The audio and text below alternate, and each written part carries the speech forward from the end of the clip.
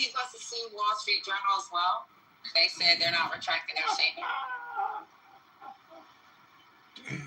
Rico, let's go! I don't know. I don't know if they're named in the suit. I haven't seen the actual complaint. And they could have a separate suit. I'm not sure. That's a separate suit. It was filed a couple of months ago. Totally different suit. Wall Street Journal said, go fuck yourself. Good morning to everybody on the stage. I'm at work if I'm silent.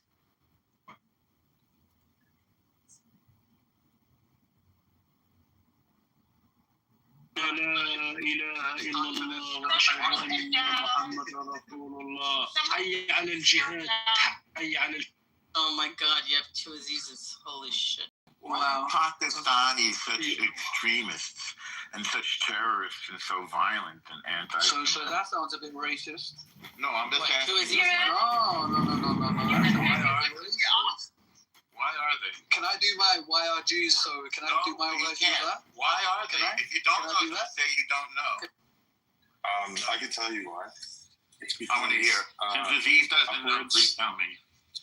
Upwards of, I think 60% of them are the product of incest, specifically first cousin marriage. Yeah, that's and it actually causes the entire Middle East. It's behaviors.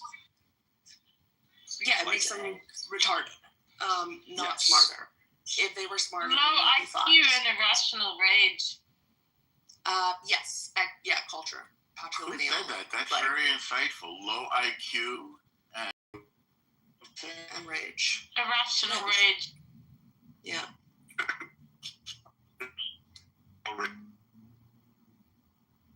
Highly emotional people. Dramatic. Very extra.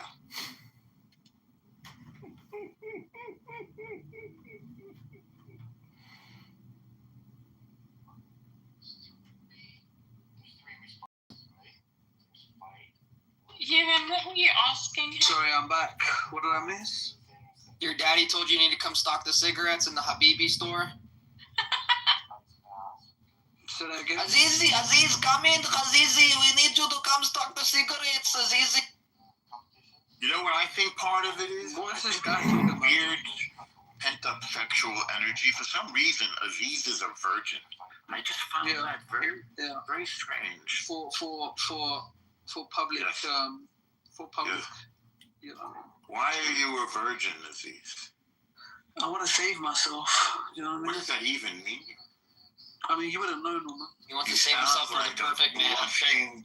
You sound like a blushing 21-year-old girl from the 1950s. I want to just, I just want to make, I just don't want to, I want to make love to a woman, you know what I mean? Well, clearly you don't know what it means. Yeah, I'm just willing to find out, you know what I mean?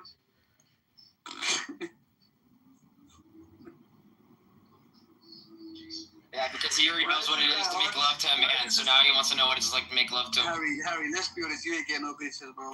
Bro, I'm fucking married, you fucking retard. Exactly, bro. What do you mean exactly? Exactly. I can get pussy anytime I want. What are you talking about? Unlike you, who has to jack off to Pornhub every... Come on, bro. Don't do that. Have fun jacking off to OnlyFans. What do you think is in his queue? Should we have a little thing? Guess what's in Aziz's queue?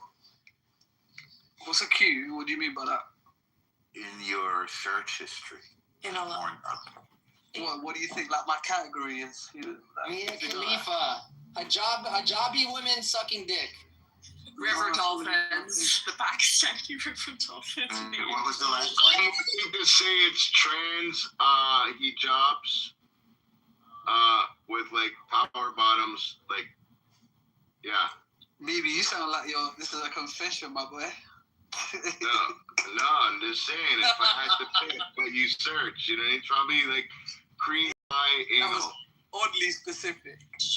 Cream pie anal? Yeah. Jesus Christ. Oh my God. Yeah, I think it's probably like... Yeah, I'm not really cream pie anal, nah. Not really my thing, I'm saying. It's not really my thing, bro. Oh my God, I have this image of Norm giving cream pie anals now. Oh, Norm. That wasn't me who said it. Yeah.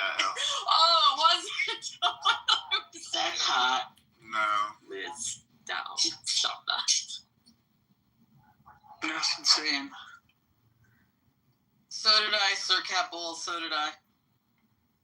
This is why I'm saving myself, man. People throw up. Well, you're a virgin, Aziz? Yeah, man. Just looking for the one. That's probably why you're so angry at the Jews, man. Do I sound angry? What the hell? You sound hurt You do. by your dad. You sound upset. Yeah, you sound Me? Which one? Pick one, guys. Come on. hurt and upset. Well, You hurt, sound upset, angry, I think all of it in one. It's just like, yeah. There's like You subtle have- hints. You know when you taste the wine? You know when you taste the wine and then you can like, there's a hint of anger, Yeah, the Hurt. bouquet. Yeah. sexual frustration, It's been anti-Semitism. instilled in fine anti-Semitism for many, many years in oak barrels. 3,000 years, you know, just Three, yeah, pick it. yeah. You know what I'm saying? Yeah, it's a vintage joke. You know what I mean? When you all are done talking with the Ziggies, I have something to say. Go ahead, Liz. Dearborn, Michigan is a shithole country, and they put raisins in their hummus. Yeah. Who puts raisins in their hummus? What the hell? Fucking Dearborn. Yeah. I grew up near them. Fucking. I don't know about that. I know. This is They're evil. What country is that? What country does that? this is It's why the the Arabs have shithole lost. country of Dearborn. They've lost the right to call hummus theirs. And Hamtramck. I mean, I think the Arabs made hummus. Like, let's. Oh, Liz, I was talking about Hamtramck earlier. Hamtramck What it was like 10 years ago. It's fucking. I think it's safe to say hummus is not a Jewish thing. I think that's like. The Jews-made Israelis have taken the Arab food and made it better. Mhm. I'm sorry, but the Arabs disrespect food. The way that they serve it, they don't respect it. It's shit, and they don't appreciate it. And the Israelis. I don't love Arab food. I don't mind Lebanese food. I don't love Arabic food, but I'm not gonna lie. Lebanese food Like, is Syrian food. I don't know what Israeli food is. Like, I'm not really. Well, you don't know what Israel is. You're completely divorced from No, I know what Israel is. I just don't know what Israeli food. Aziz, what about Persian food? What do you think about that? Oh, he's Oh, on. from Ew. Iran. That's You're disgusting from too. Iran. Hey. You're from Like that. Saffron. Yeah, see, they have saffron in it, which is delicious. Come on. I love Persian food. I think it's amazing.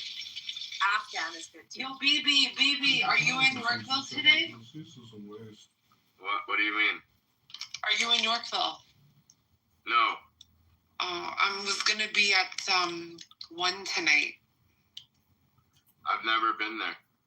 Bull fucking shit. Don't lie to me. Come on. Why are you doing that? I'm not joking. I've never been to one. Well, why don't you come out tonight?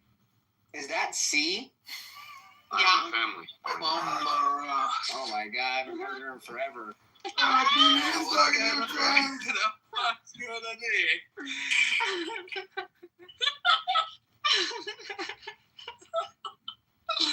Follow me back.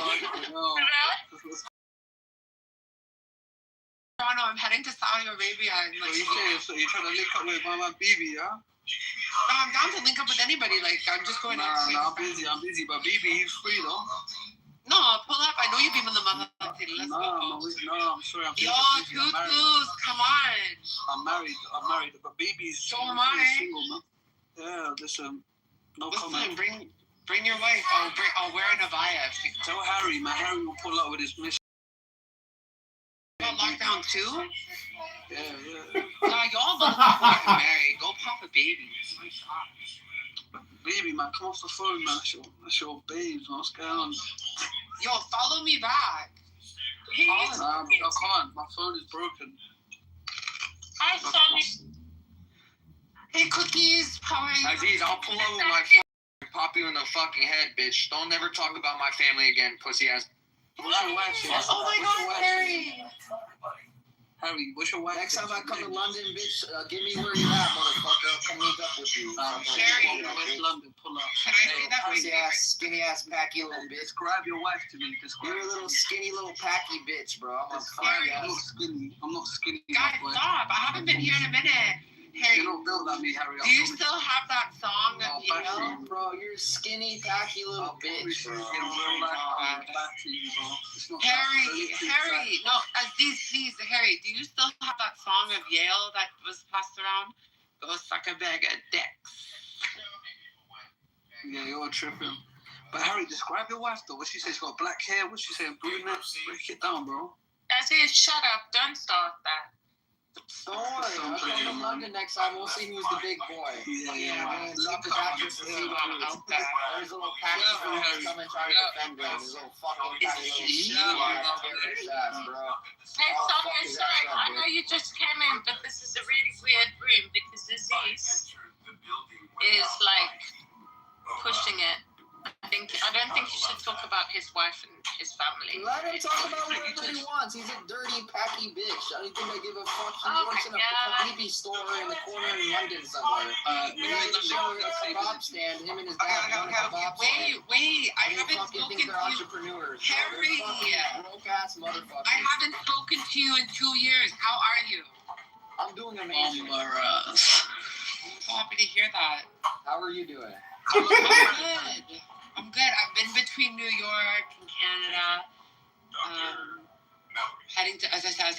heading to Saudi Arabia for a bit. But like, don't be part of the porta potty Dubai if you're over there. Just be careful. Oh no, thank you to that. Or the golden shower. I didn't know you got married. Congratulations. Thank you. Appreciate it.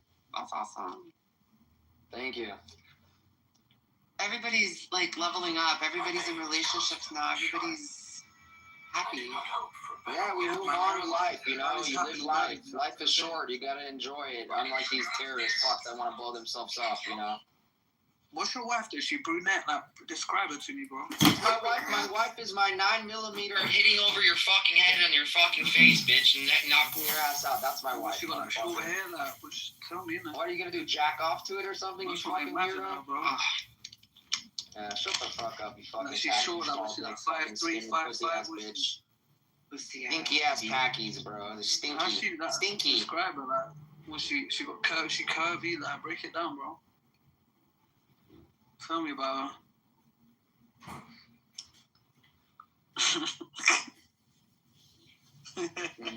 What, you think it's funny?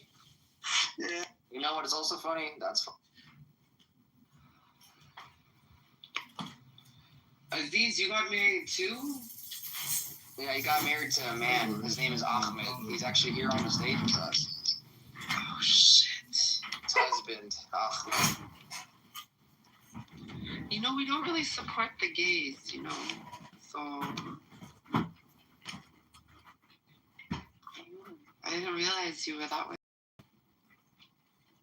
Oh, I support the gays. I don't care. I don't care what they do in their bedroom. That's fine with me. I don't give a shit. If Aziz is gay, it's fine. That's okay, we know. But they're scared to say that they're gay because it's against their religion. So Sonu, so they tried to run a campaign about me saying that it was me in your video. Isn't this a minute ago where they said that we had sex? Oh, I was on a phone call. You guys talked about it?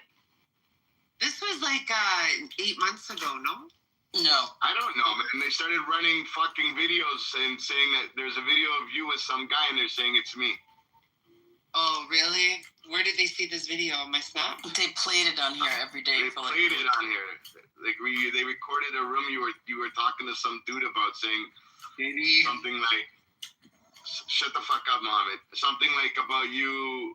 You were telling the guy, "Yo, you want to be serious, but you're partying with these bitches and you want to have a kid," and I don't fucking know. Oh, yeah. Yeah, see, you know what? Everybody on this app wants to say that you and I are together in denial. Like, I don't know why everybody is so obsessed with wanting me and BB together. Like, he's married with kids. We're just friends. Now, if he wanted to meet up and lock down, I'm just saying that, like, I'm okay being a side piece. No, it's fine. I'm good.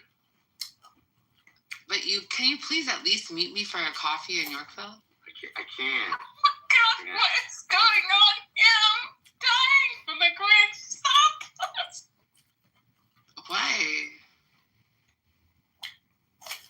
I live in the same area as him, and he won't meet me. It's crazy. Better than your mother's pussy. Hey, disrespectful like that, Ahmed. No. BB. Meet me at a Coco Espresso bar. You know what? I'm gonna allow you to roast Ahmed. Bro, Ahmed wishes he knows what a pussy even looks like. Ahmed has never done anything to me. It looks like your face, Harry. Well, it must look really nice then, because my face is beautiful. Let's see it. Let's see your face. Oh my God, Sir In his Cat. PTR, are you fucking blind or what? At least he's not hiding behind a fucking white paper. Oh my God, Ewan. Hey, what's up? Have you spoken to Shemi? No. Shemdrick, is she still around? No, I haven't in ages. Do y'all remember me? Do you Yeah, Shemdrick? I was supposed to meet with Shemdrick in New York, but I didn't want to meet like Randy without her, and it just became so complicated, so we deferred it. I was staying in Chelsea. Yeah, how are things? How's Toronto these days? I moved to. It's good. I mean, I'm not here so much. Yeah. I mean, I just got back from India. I spent most of my time in India. Nice. Where in India? Outside of Bombay. I'm going back in November. Sick. I'm going to go to the Middle East and then come back here, then go to India. Get servants, chefs, everything. It's really nice. Did they try to sexually violate you? I mean, I have rich men that know what's up. Like, they have wives, and they'll be like, oh, you know, like, blah, blah, blah, blah, blah. And then they have a wife, and I'm like, that's great that you're a Gujarati diamond marshal. How are you going to take care of me? Diamond emoji, diamond emoji, diamond emoji. Then he understands, so he goes from, let me take you on trips and dinner and this and that. And when I say, I'm just looking to get paid, then he deletes all those messages, and he's like, okay, talk to me when you're here. Like, guys are weird there. I'm like, fly me out. But I'll tell you, this is how I date now. First class lounge for Emirates. I make sure that layover is as long as possible. And before I land, I do my motherfucking makeup. And I walk around that lounge back and forth over the buffet and wait for men to walk by and start small talk and giggle and get like 6 numbers from serious guys with money. And that's it.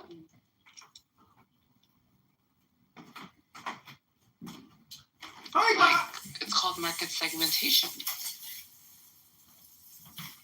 Where am I going to find men that have money? I thought it was called solicitation. Not in Toronto, that's for sure. Not in Toronto. They're getting taxed too much. They have no disposable income and no confidence. Like, but first class lounge in the Middle East, not business class, first class. Worth it. Fully aware of it. Have you been there for real, for real?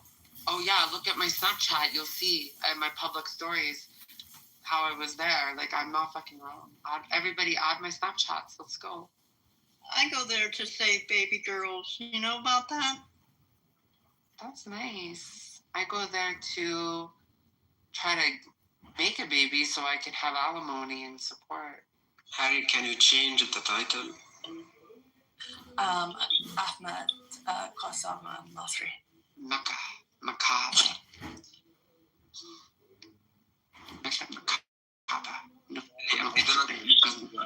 Like, what did you say? Bibiata. Kutkalaka in Arabic. Yo, Harry, describe it for me, man. What's going on? Just quickly, bro. Every night you die. Keep singing it. It's nice. You die. A very painful death. يعني قصة أختك. Because you hail God is all. Ibn Kappa. You suffer in many ways. Spermo Spaniards. Jellyfish. stand with Israel. Dinka bastards.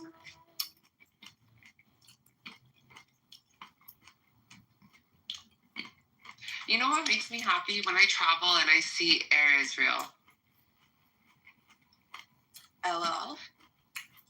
Fucking hate them. They're overpriced. I know, but it's just nice to see at airports around the world. You know those airplanes can withstand like a missile? They're all like, well, that's why it's so expensive.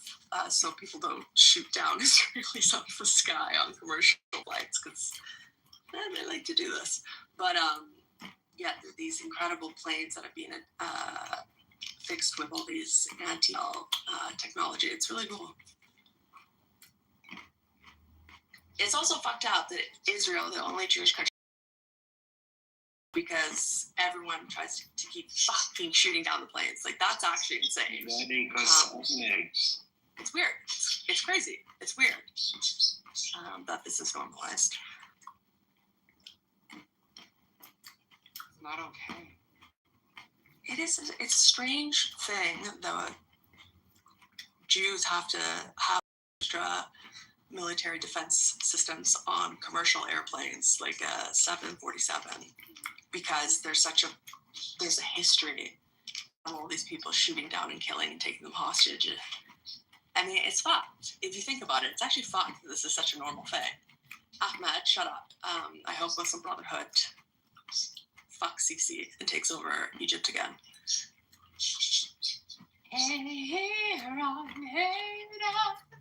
You need to do better by your clothes.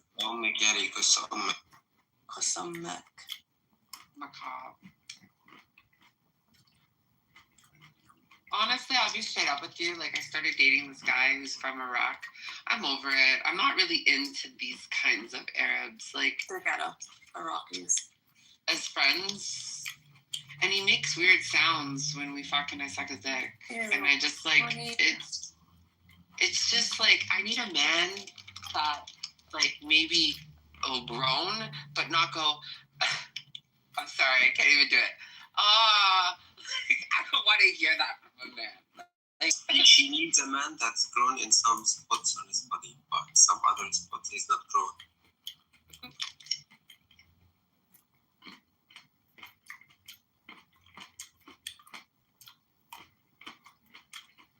يعني قصة أختك.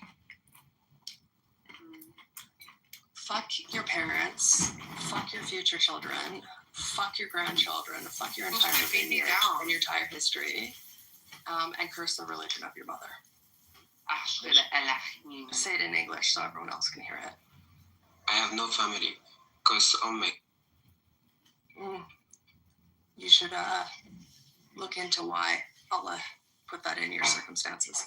Let's talk about the subject about Dearborn, Michigan, the Mecca of Hate, and what the Christian minister went to speak with the mayor about a street sign that was named after a terrorist sympathizer, and how the mayor shut him down and says that he will be doing a parade once this man leaves the town, and called him Islamophobe.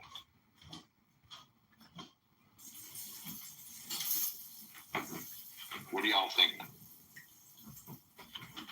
I know we spoke about it in length for 2 hours now, and Ewan brought up a bunch of facts and information about what's going on in the UK and how America's becoming like that with grooming gangs and sympathizers and this pro-Pali movement, this leftist movement where it's a mind disease, and especially like in Dearborn, Michigan, and he pointed out Minnesota and some other major cities in the United States where this is becoming extremely problematic.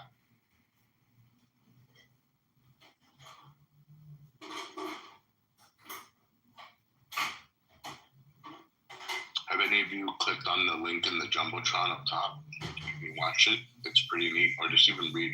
It's a short little story. Oh, I read it. It's on brand for them. They're like fucking locusts. And every time they take over a city council, they don't say it's an Arab or it's a Middle Eastern council. It's suddenly a Muslim council. The Hamtramck, they call the first Muslim council in the country. I want to know what Joe's saying in the chat. Oh, you're up on stage. You asked if Dearborn, I think not. Are you defending the action? I've been in Dearborn. No, I'm asking if you've been there. Have you? I would never step foot in there after I seen the video of the mayor speaking.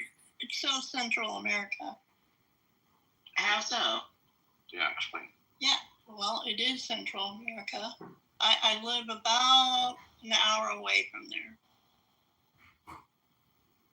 Up in Detroit, it's literally 10 minutes away from where I grew up at. They used to put, actually it was struck down as unconstitutional that if you were caught in a Dearborn Park with you could be, the police could ask for your identification, and if your ID said Detroit, you would be escorted out.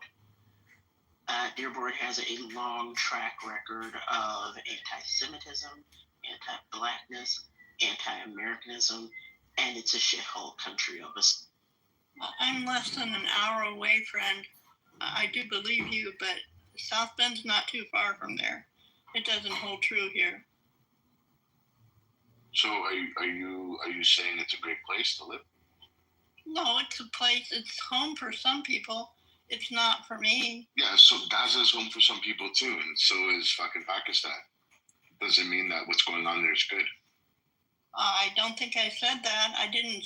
I said I don't live there. Yeah. I'm not going to pretend I know any better, and you don't live there.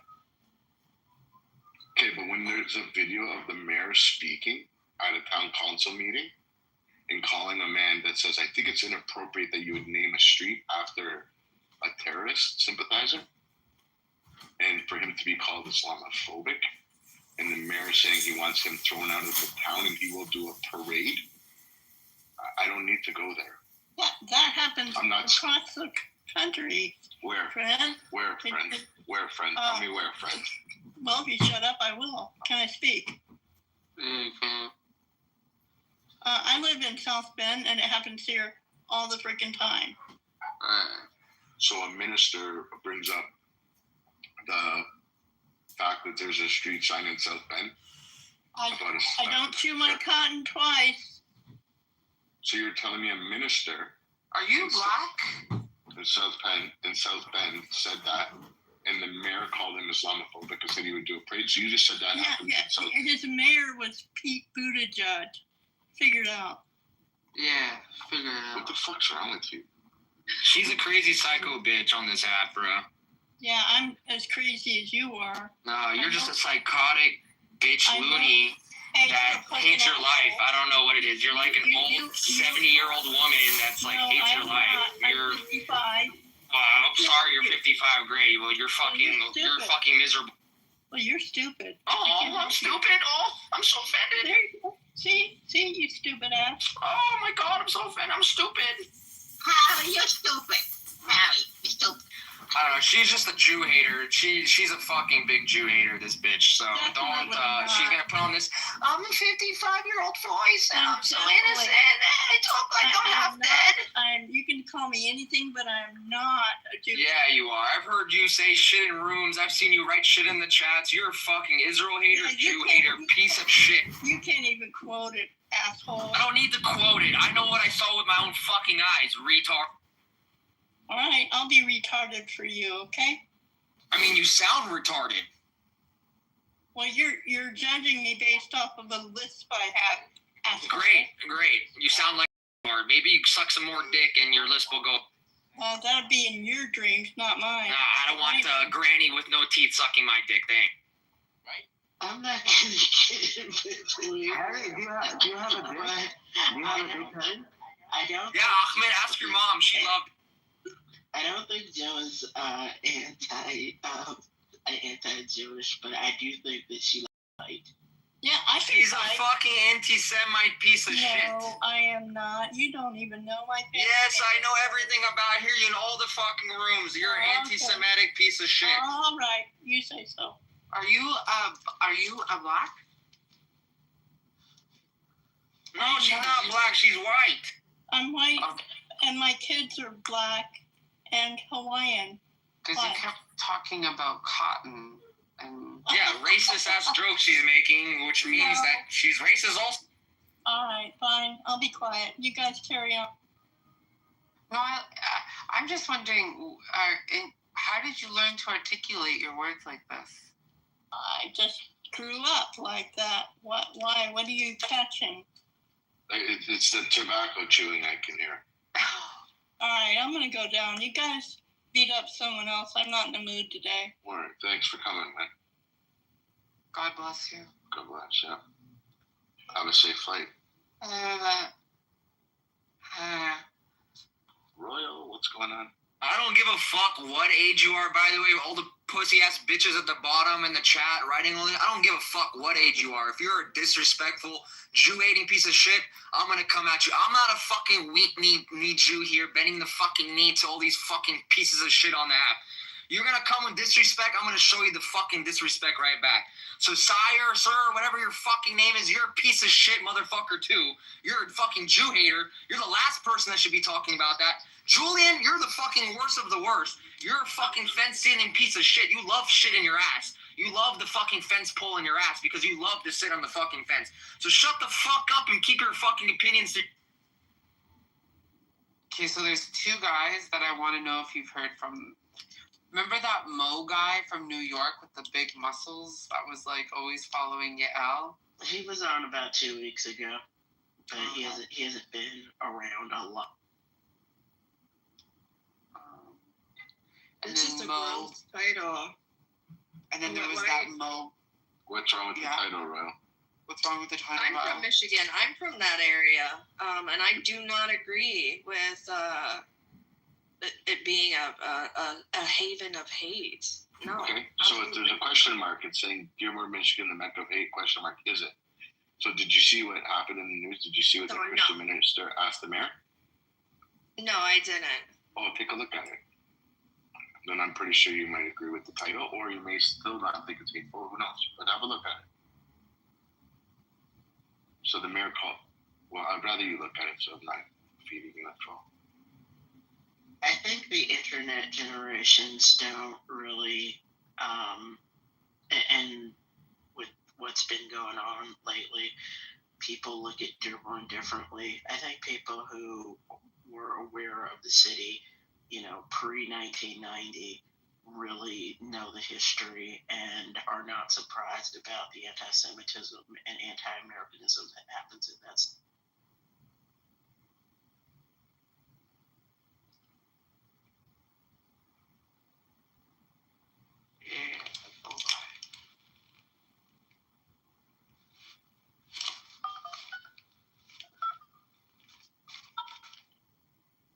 What encouraged the title?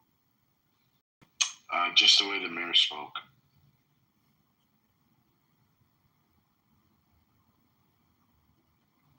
The way the mayor spoke. Why? What did he say?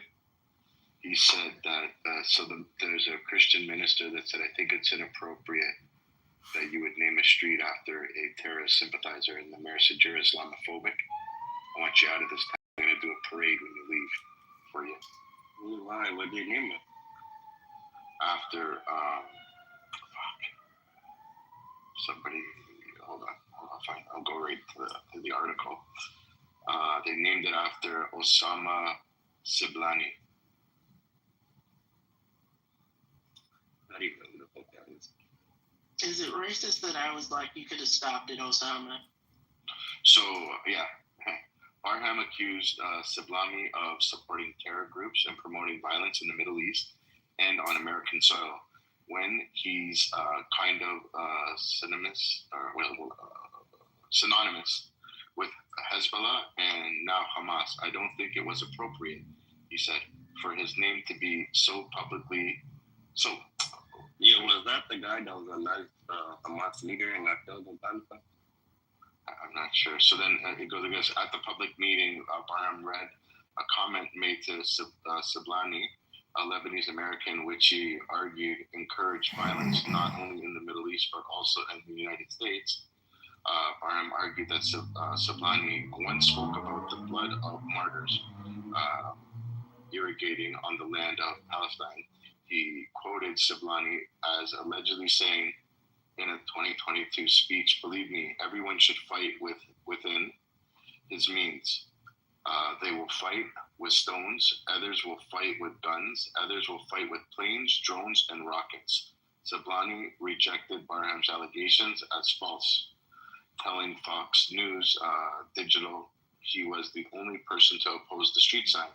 He said support for the honor has been widespread, adding thousands of residents in Dearborn across Michigan and throughout the country have praised the sign, recognizing my more than 4 decades of service.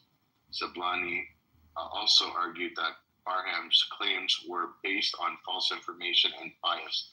Barham told Will Chain that he lived in the Middle East for a time, and he said he fears what he referred to as a flow of hostility from Muslim-majority countries into the West.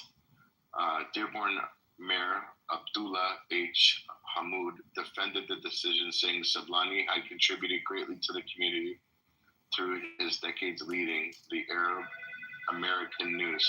He dismissed Barham's concerns and told him to close his eyes if he didn't want to see the signs. I don't think this was great advice because I then might crash if I close my eyes when I'm driving.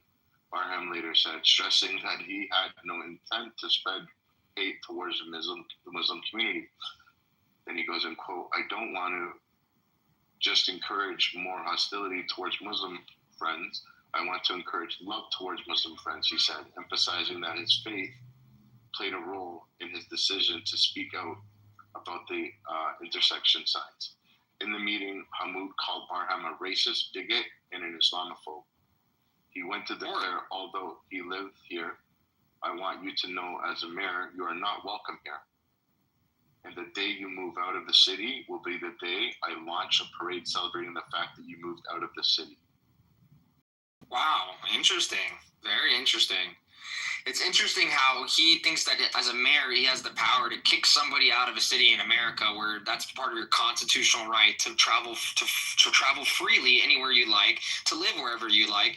But I don't know, these Muslims think that they're going to come into America and change the law and the Constitution. It's very fucking hilarious, actually, because they want to honor a guy who's a fucking terrorist sympathizer and put signs on the streets in America for him, like we're in fucking Judea and Samaria with the PLO and Mahmoud Abbas. It's very fucking hilarious. And they want to pull out the race card, like Islam is a race. First of all, it can't be racist. Islam is not a race.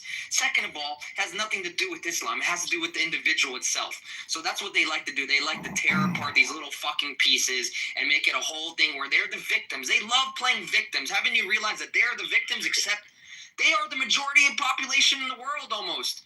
And they want to play like they're the victims. It's fucking hilarious. Stop with the crying. No one has sympathy for you fucking terrorists. No one has sympathy for you guys. Fuck your stupid sign and fuck you motherfuckers, okay? That guy had every right to do that and say what he's saying, and that sign should not be there if this guy's a fucking terrorist sympathizer. Not in America. You guys can take that to your fucking Muslim country and do that in your fucking Muslim country. Okay? What did the sign say, and who was the sign of? Fuck the sign, don't care, but you're here. Well, that's what all the outrage is over. That's why it's the sign of the name of the guy. They want to put the name of a guy on a sign, on a street sign or some shit to make honor of him. In America, we put that for fallen deputies who fall in the line of service, in the line of duty, got hit by a car while they were doing a traffic stop, got killed. Honor a deputy who put their life on the line. Not some motherfucker who was talking about, Palestine or some shit like this. Has nothing to do with America. We don't need to put signs in America for these fuckers, okay? They want to do that, they could put a sign in over there for them. We don't need to do that in America. One question for you, brother. Only you, that's it. You know how you just said, Muslim people don't need to come to America and change the law. They're Muslim. It's not America, right? But there's a whole new bill. A Jewish guy posed the bill saying anybody that makes any type of racial comments or posts towards Israel should get their passport revoked in America. What's up with that? And the guy's not even American. He's Jewish. He doesn't live in America.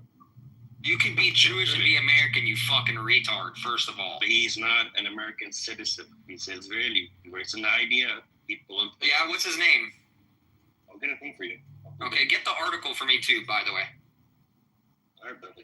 Because when people say things, they leave important information out. Move that fucker retarded down to the audience. Okay, cool. So yeah, when you say things like that, people tend to leave important information out. Like some of the words that you said are not 100% accurate. So I would like to read the article and then we can talk.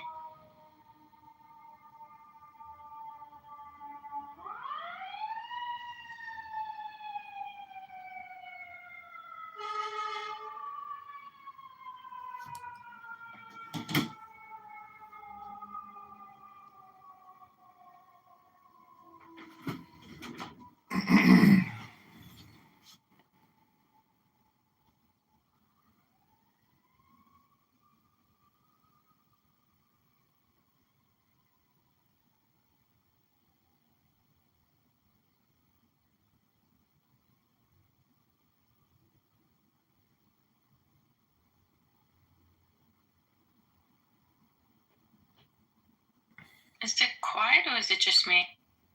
It's quiet. It's because there's a storm coming. I was about to ask. What were you going to ask? If it was quiet in here, if I was in the Matrix.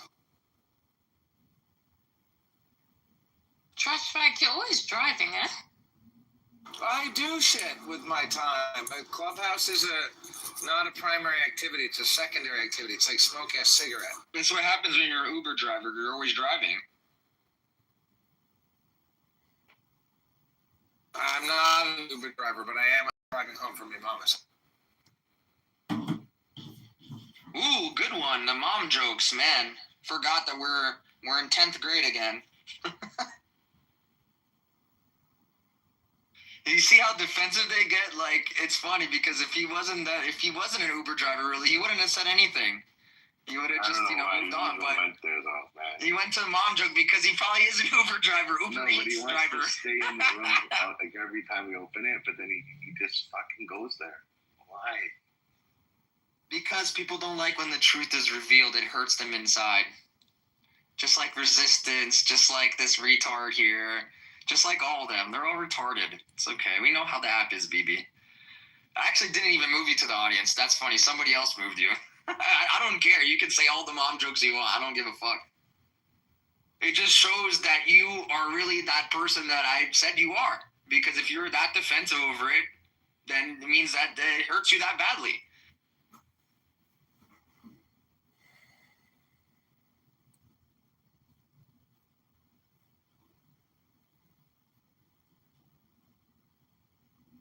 Empire, did you find the article?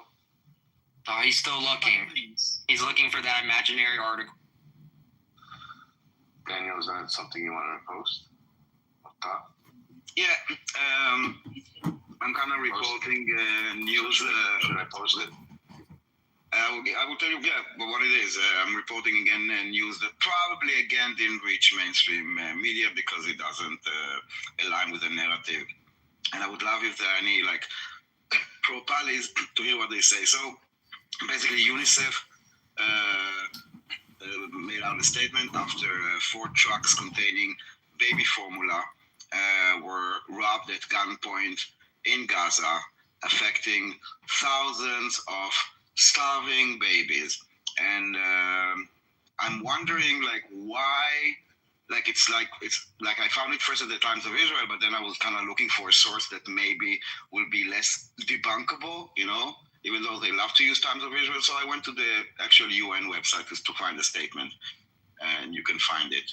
And I'm wondering, I'm not wondering anymore. I'm just kind of trying to show again, this insanity.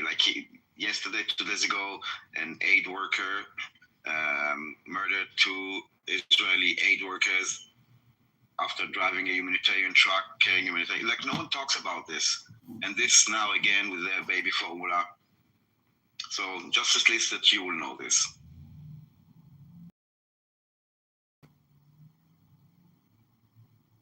Okay, I'm sorry. Let's posted the link. Let's have a look at it. And do you want to talk about the link before I read it? What does it say in there? Basically, the statement is about it was robbed. Basically, that it happened. That people will not say that it didn't happen. From the United Nations, UNICEF aid trucks robbed at gunpoint in Gaza City, and then they also said that it contained therapeutic food critical for saving thousands of young lives, or malnutrition as famine spreads.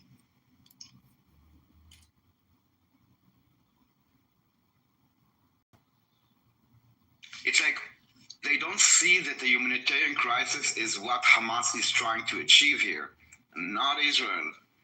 And it doesn't matter how much evidence you show them, they will keep on defending Hamas at the expense of the Palestinians, not to defend Palestinians. The Palestinian movement is a fraud. It's not they don't care about Palestinians. They are like the worst thing that happened to Palestinians since their ideology.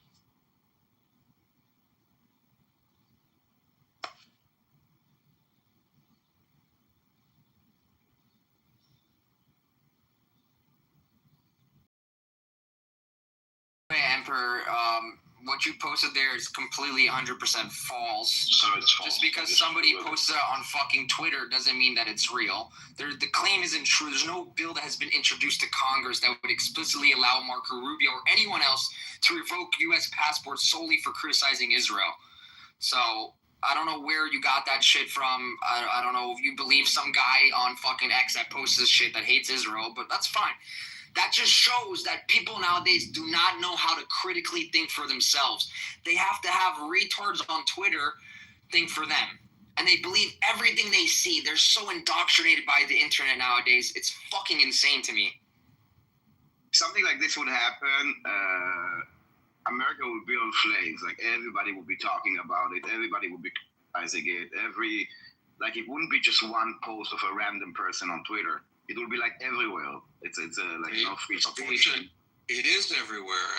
I've heard it 3 times in the past week, and I did a search, of course, and there's not even a bill in committee that says such a thing. It's like just completely fictitious. It's crazy. It's all over the news. I'm seeing that too.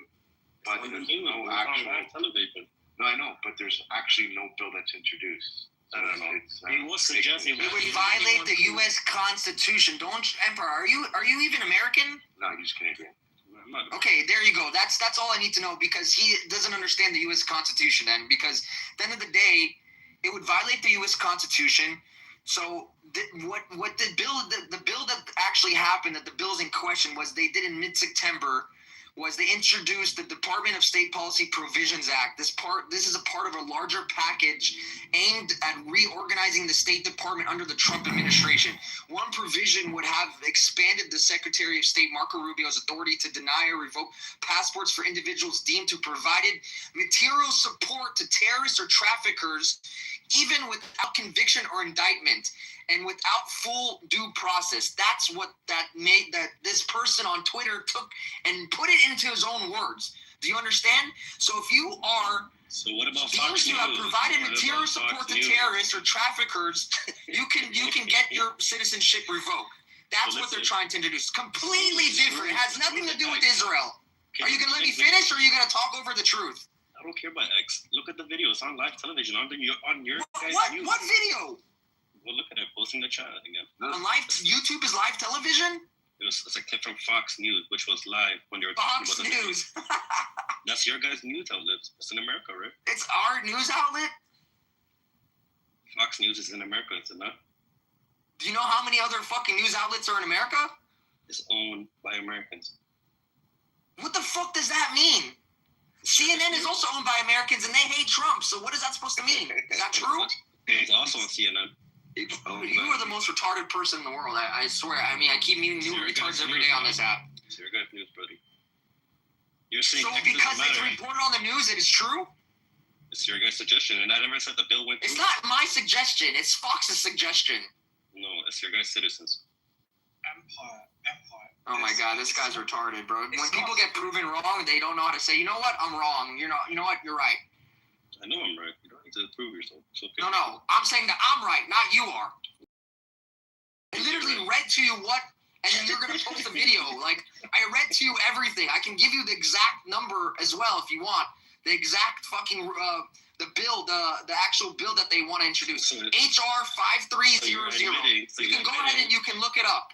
So you're admitting your news just reads propaganda magic. Yes, I'm admitting the new. Yes, CNN, Fox, MSNBC, all these fucking shitty news outlets, CBS, they're all shit. So do you have a problem with that? They all talk about how good Israel is, so I know it's celeb. Who talks about CNN talks about how good Israel is? Really? All of them do. Really? Can you provide me evidence to show that? 100%. Show me one clip you can find something about Palestinian person, a soldier dying. Why are we letting this guy talk? Because we like the retards to expose themselves, Sarah. Let them expose themselves. How retarded they are. Yes, sir. Like, I literally read to him the actual bill. Has nothing to do with Israel. Empire, are you parents? Of course they are. Sarah, you did a good job. He's out. I don't know. He left himself. Did somebody kick him or did he leave? I didn't kick him either. He took the eject airways, guys. I mean, like, fuck, because he posted a video from a news outlet, like,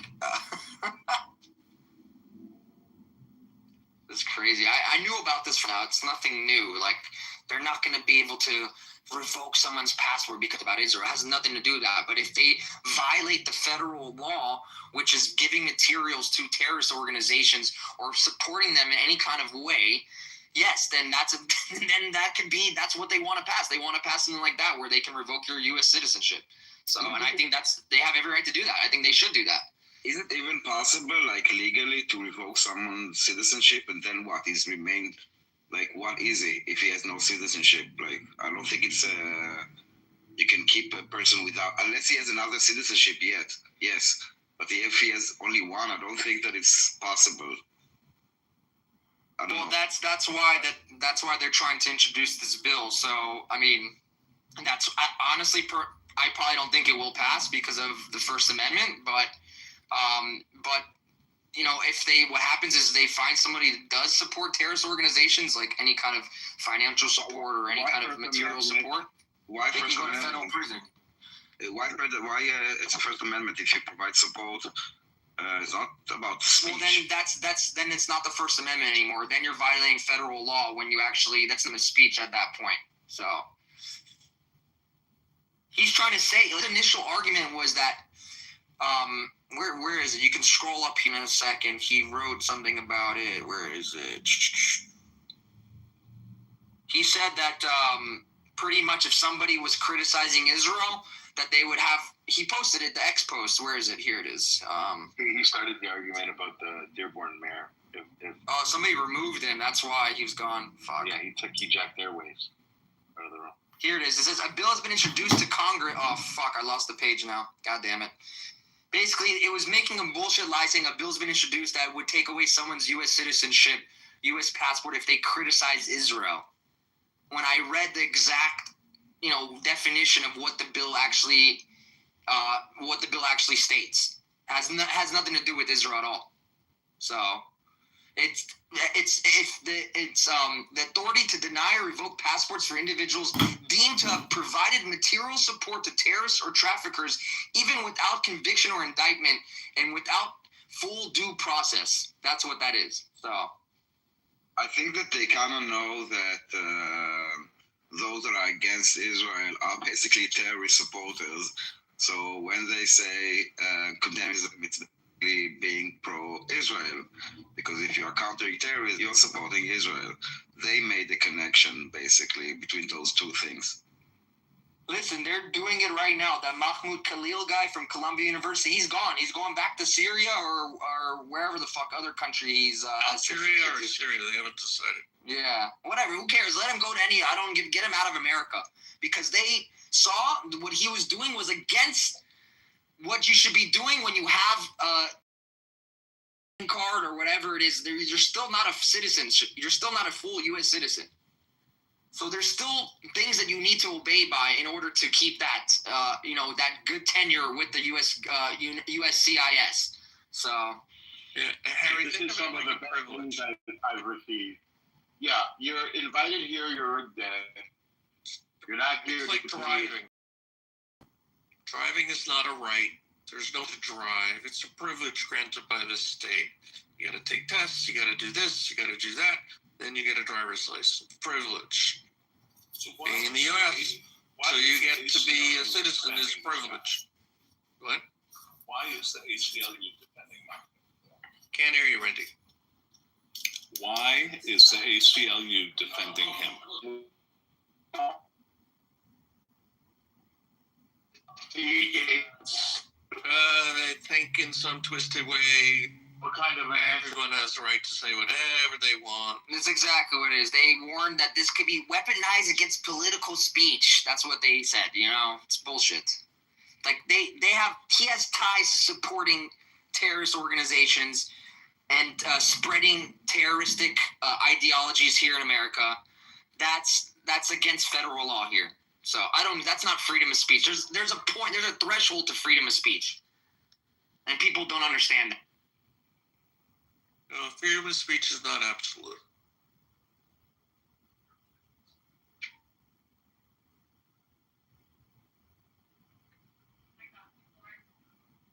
Like, if you want to come to America, be an American, and pay taxes here and live like Americans do, that's great.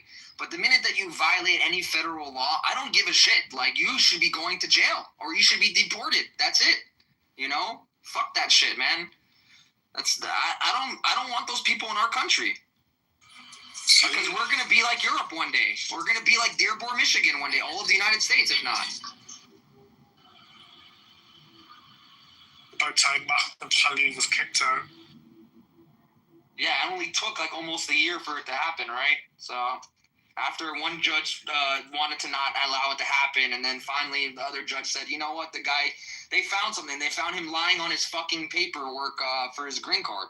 So that's illegal as fuck. You can't just lie and leave out information. So that's it. You're fine. There's a whole story now behind Danny and his status from green card to citizenship.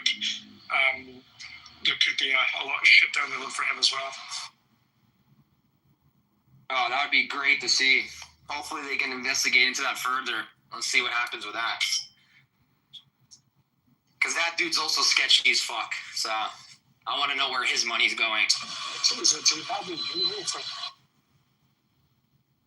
Oh, he's a big Jew hater for sure.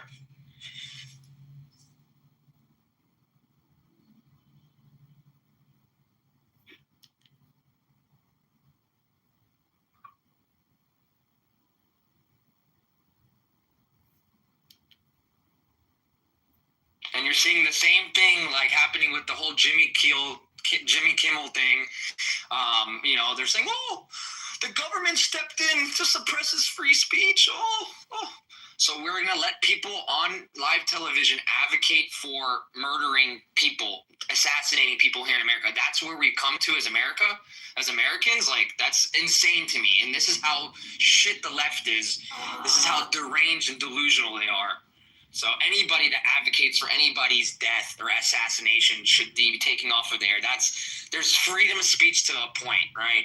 When you're inciting somebody's, advocating for death of somebody, that's against the law. You shouldn't be doing that. That's not right. So, fuck Jimmy Kimmel. Can't even fucking say his stupid name. And he's not funny at all, by the way. I don't know who even watched the show. Stupid ass.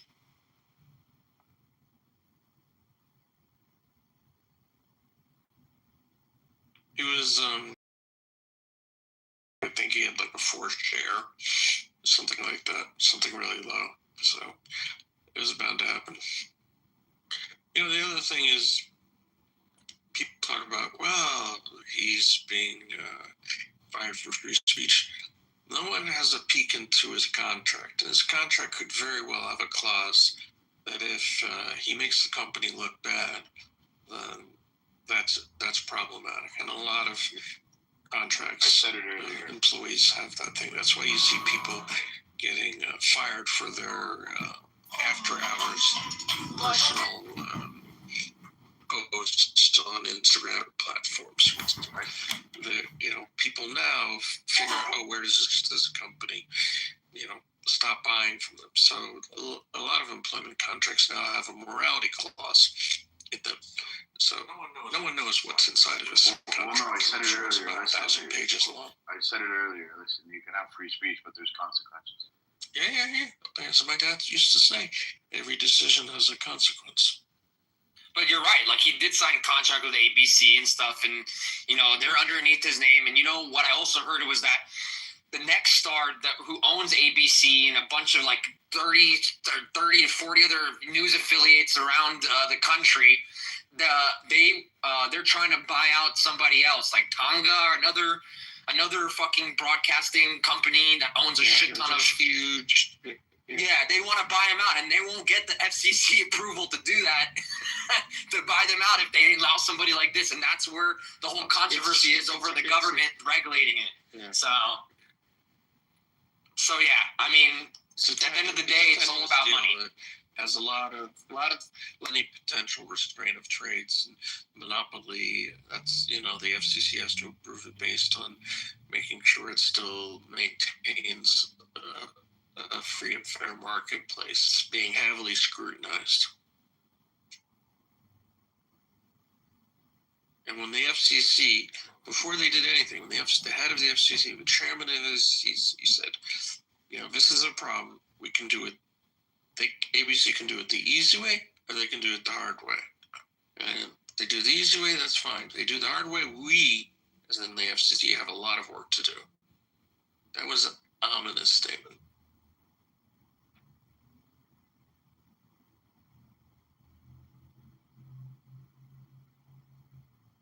Like I said, he was irrelevant anyways. This show, I didn't even know he was still on air, honestly. So, and actually after they announced that he was off the air, I saw on TV that his show was being played still. So I don't know if it was like a rerun or something. I don't know. So it's kind of weird to see that. But this is just going to be old news in a week from now. No one's going to give a shit, because that's what happens in America. There'll be something else, and no one's going to care about Jimmy Kimmel, and that's it, you know? So...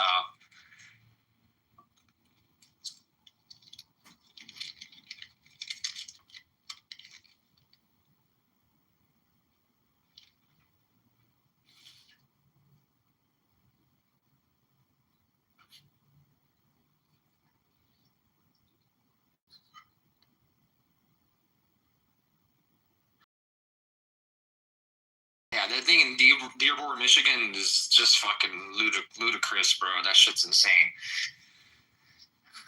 That shit's happening in America, man. That they're gonna name street terrorists, just like they're doing in fucking Judea Samaria for these fucking pieces of shit. The police department that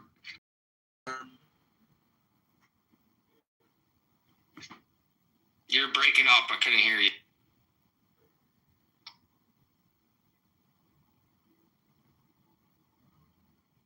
on the police patches, you know. They do there, and also in New Jersey, Patterson, I think, New Jersey. They had like big writing on the car or whatever on their. They have like Palestinian flags that they wear on their police vests, which is insane to see in America. It's just crazy that this shit's happening in America. I'm just shocked to see that shit. You know, that these cities allow this shit to happen. So. And honestly, the federal government could step in whenever they wanted to and say, hey, we're going to take away federal funding from you guys. Fuck you. You can get funding from your tax. And that's it. And, you know, they need the federal funding. They love that money. But it's just weird how, you know, it's just really not there's so many other issues in this country than this little shit that they don't really see it as a big deal, unfortunately. But I do think it's fucking crazy. So unpatriotic, un-American, like to put another flag on when you're in the line of duty as a sworn police officer, sworn to the Constitution of the United States, and you're gonna wear another flag. That's fucking crazy. You're a public official. You're a public servant in the United States, and you're wearing another. The fuck out of here with that shit. Same thing with the people in Congress and, you know, having all the fucking Palestinian flags on their desks and shit and wearing keffiyehs and all. This is a disgrace, man. So, and actually what Trump said about Ilhan Omar the other day was fucking hilarious. So, call him bigot, racist, or whatever they'll call him for that. But what he said was true, and a lot of people really agree with Trump, what he said about her. So, I mean, he's not lying.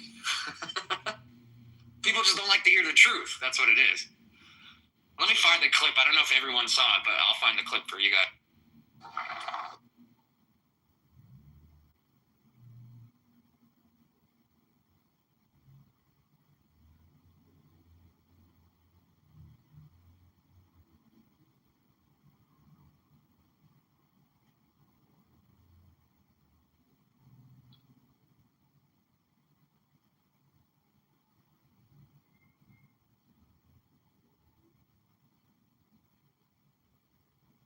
Like, he basically said that she should be impeached, which is true. Somebody like that should definitely be impeached. Also, Rashida Tlaib, AOC, all these treasonous pieces of shit that don't like America, yet they're in our government.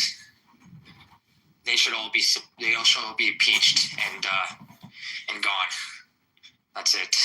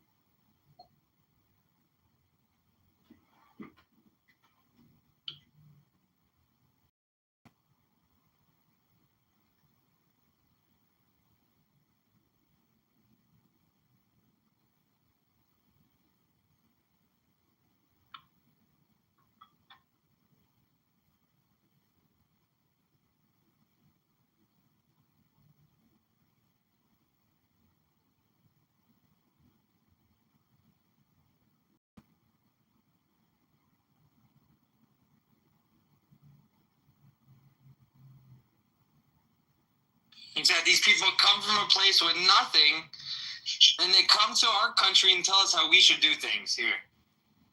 Like, fuck that shit, bro. Go back to your shithole countries and you guys could do that over there. Don't come to America and violate our constitutional rights here. You self-proclaim, just like Mahmoud Abbas, just like Yasser Arafat, just like all the Palestinians who have been feeding on the pain of the Palestinian children. You are a parasite, a bottom feeder. This is what you are.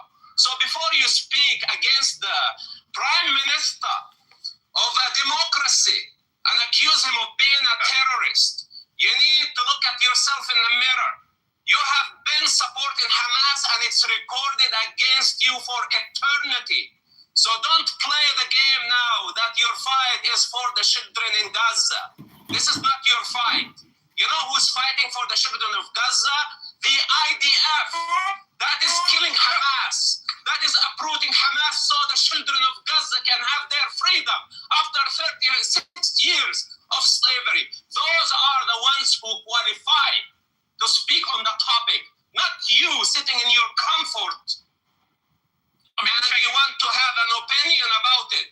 This is the problem that we have dealing with scumbags like this. Let me authorized you to speak on the behalf of the Gaza. So in Gaza, in the Palestinian society, are there people who are sick and tired of Hamas? Are there people wanting a change, but they can't express themselves? The vast majority of Gazans up to October 7 and on the day of October 7 were supportive of Hamas. If I tell you otherwise, I lie to you.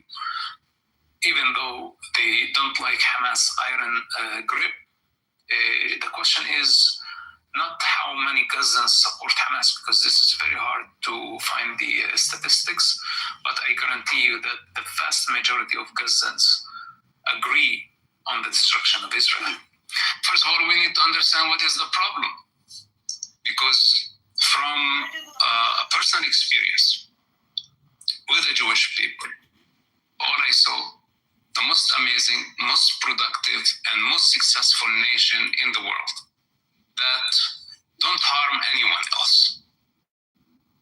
So why the Muslim people hate the Jewish people? They don't have a reason except the ideological reason. And that is, in some Islamic texts, they say that Muhammad had a problem with the Jews, and Muhammad is their prophet, so they follow his footsteps. But in reality, Muhammad did not write a word that says anything against the Jewish people. You can say hatred as one motive, but it's not only hatred. It's human delusion, it's envy. First of all, we need to understand what is the... I just want to know, where are you from? Texas. From America, right? Yeah. He's like, hey, you've been... I can't...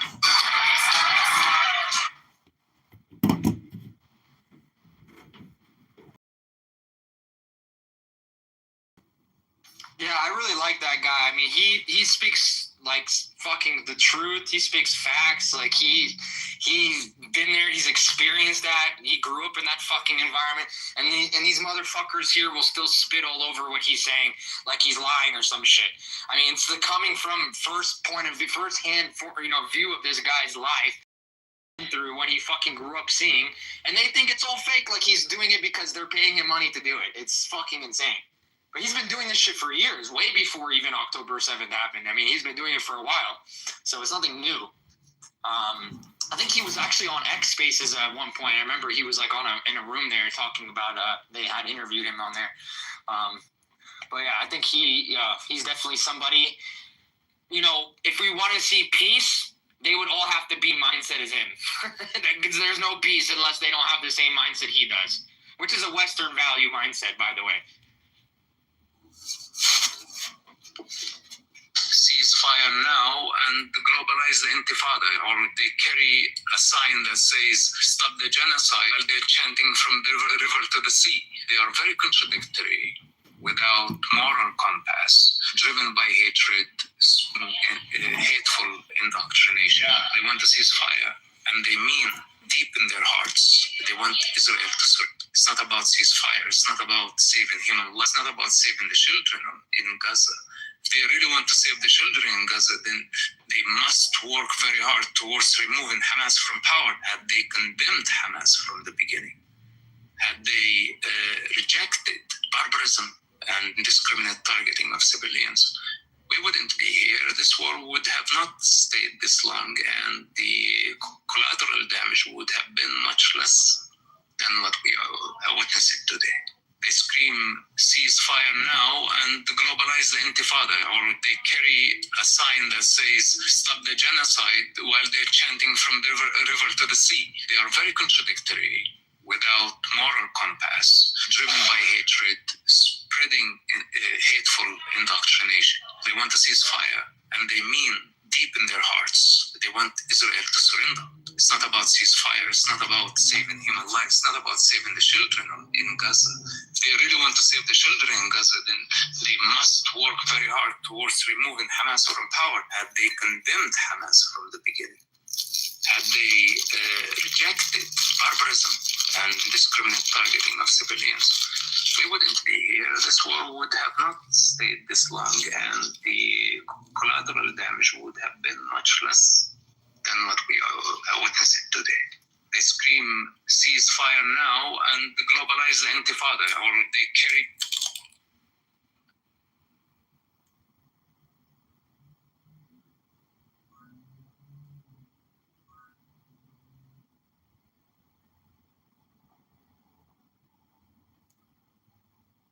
I agree, Harry. Could you imagine more people spoke like him? There would actually be peace.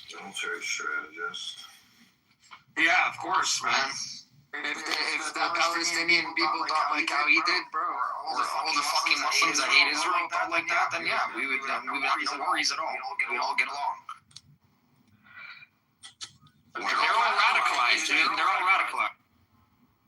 I think there's way more than 10% of the Muslim population that are radicalized. I really do, because maybe they're not radicalized in the sense of like they want to go and commit a terrorist attack tomorrow, but like they have those radical views, like Aziz and all these motherfuckers that come on this app. You know, I think they're way bigger, and even the ones that are like in like in UAE, Saudi, and stuff like this, they all fucking hate Israel still, bro. They all fucking hate Israel. It's all bullshit, man. It's all bullshit. Yeah, I agree. I think with the numbers wrong. I don't think it's 10%. I think it's 90. They actually estimate this to be around about 40%, 30 to 40%. If the Muslim population in the world is 2 billion, well, that's a shitload of people, isn't it? That's a shitload of people. I think that's more than the whole population of the United States. Yeah, we're 335 million people, so definitely. It's 5 times larger. I thought we were like at 370. Yeah, I thought you guys were. But what does it say about the people that aren't speaking up? Aren't they just as equally as bad? Alhamdulillah. I agree, and I think maybe there's reason. There's multiple reasons. One is they're afraid for their life or their family's life, or the other is that that they really don't care too much. But if they were put in the situation to say something, they would say something against Israel, of course. So, or Jews or whatever it is, anything against the West. So. Because look, a perfect example of it is look at Dearborn, Michigan, like the title of the room. Look at that. They made a whole fucking city to themselves for what they want. If they really wanted to be American, it was that leading portion of American auto industry way back when. They took it over. They didn't make it. they took it over. There you go. That's a better word. I should have said that. You're right. They took it over. I'm not trying to be critical on you, but no, I mean but you're right. It's not they didn't make it, but they took it over and then they made it what they wanted it to be. You know, there's a Ford plant there. I mean, there was a heavy industrial city. Yeah, because we let these lefty libtards take over, and the lefty libtards say, "Oh, it's okay. Bring whatever you want. We love radicals. We're radicals ourselves. We can get along very well." You know what? It's so important what you're saying right now because they told us they were going to do this, and they did it. So now when you have like the trans choir saying we're coming for your children, take it serious. They're coming for the children. When you have people screaming from the river to the sea, they mean it. When you have people screaming bomb Israel, they want to bomb Israel. They're not just holding a flag like joking. No, it's serious. Those are terroristic threats. Take it serious. Because everything that Muslims said they wanted to do, we're coming for the government, we're going to be in power, we're going to be in police, we're going to be the doctors, we're going to be and they've done everything. We're going to take over cities. They've done it. They didn't not say they were going to do this. They warned everybody, we're going to do this. And they did it. So I suggest everybody that's in this room, if you care about your family, when somebody tells you something, don't just fluff it off like, they're just talking. No, they're going to do it. They mean it wholeheartedly. Yeah, look, they did it in Europe. They did it in Australia. Pretty much all of fucking Southeast Asia, they did it. So yeah, I mean, America's next, pretty much. So unfortunately, that's what we're seeing now. Paterson, New Jersey, Dearborn, Michigan. I'm sure there's other little smaller populations of them in little cities and across America, but I mean, just fucking crazy. And this has been going on for years, by the way. Dearborn, Michigan isn't anything new. That's been going on for a long time. Lewiston, Maine. What? Really? Lewiston, Maine. It's a very Muslim area. It's like a very Somalian area. It used to be. It's kind of like Detroit. There's a lot of towns in Maine that are like mill towns. I don't know if that makes sense to you, but like there's a history of lumber industry in Maine, and so there's a lot of towns that were supported by the lumber industry back in the day. Even Bangor was a lumber town, and so a lot of these towns are on the river, not on the ocean. But that's important for the lumber industry because they were cutting trees up in the woods and floating the logs down to the ocean along the river and milling them along the way. And Lewiston was an old mill town that then kind of been in the 70s, 80s, 90s was like a shitty crack town, like a shitty rednecky crack town. And now for the past 20 years, or maybe even longer, has been, but certainly over the past 10 years, anyway, it's a Muslim place now. It's for Muslims and crackheads. But it's coming up. It's kind of like, it could be considered like the Brooklyn of Portland or the New Jersey or a lot of people who are getting priced out of Portland are moving up to Lewiston. But that's also where, like, last week, there's like a bunch of Somalian drivers who don't know how to fucking drive, and they're like jumping their cars on the sidewalk and killing people. And anyway, there was like a 69-year-old woman and then a 75-year-old woman who were hit by these foreign drivers who don't know how to fucking drive, and they're just hitting them with their cars. It's very scary, actually, because you trust drivers on the road to not fucking hit you with their car. But imagine if, like, the average driver maybe had you had to look out when you're walking on the sidewalk, like, look out, a driver, Yeah, it's fucked up.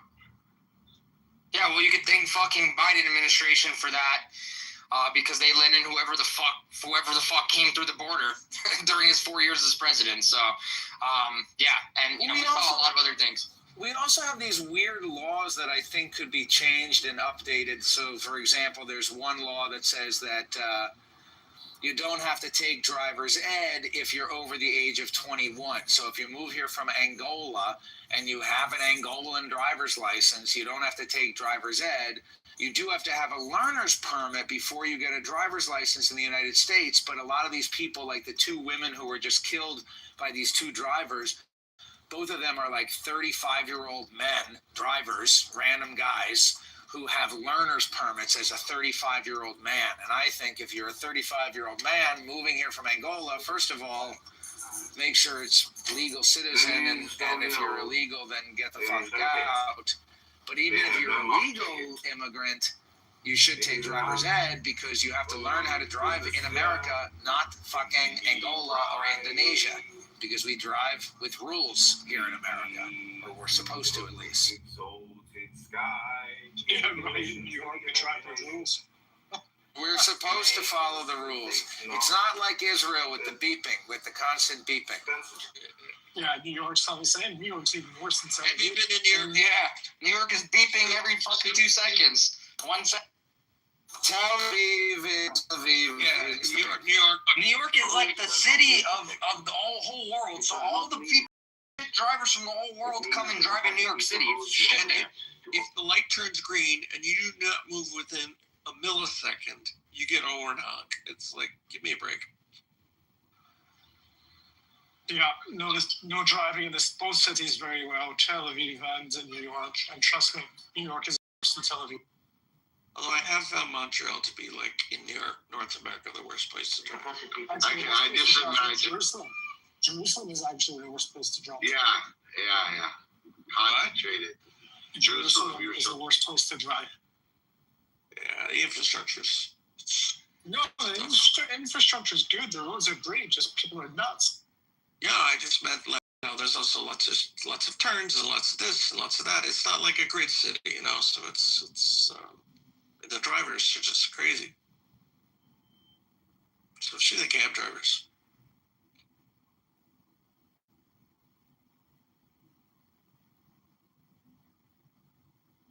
Anyway, New York is going to turn into a shithole shortly anyway when this Mandana gets voted in to become mayor of the city.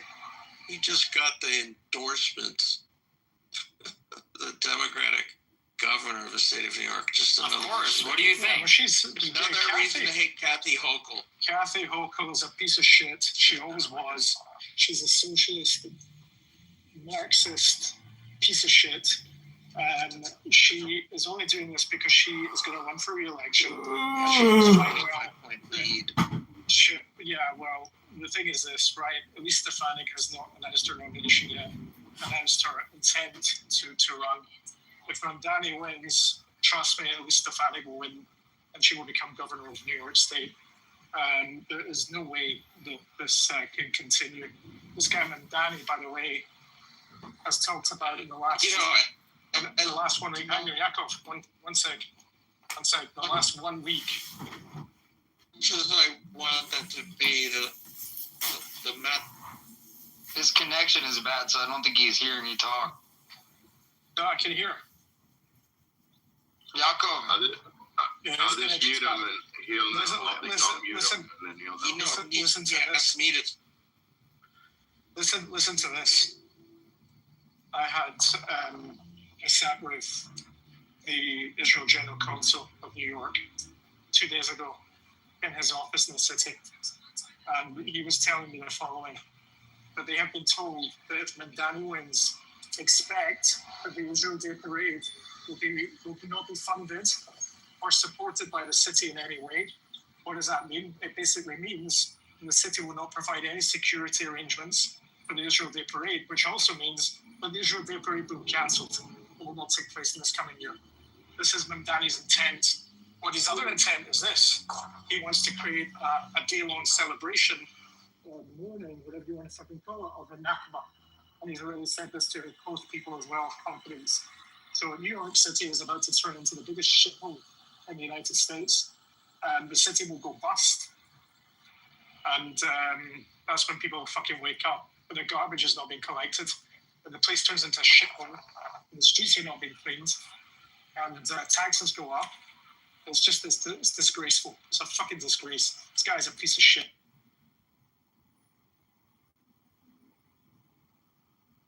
That's fucking insane, honestly. But at the end of the day, fuck that shit. Then I would say, like, move the fucking parade to somewhere else where, you know, where they'll appreciate it. Do it in Washington, D.C., in our nation's capital. Fuck New York City, bro. Like, that's what I would say. Like, don't let them fucking win. They can do their little Nakba fucking crying parade, whatever the fuck.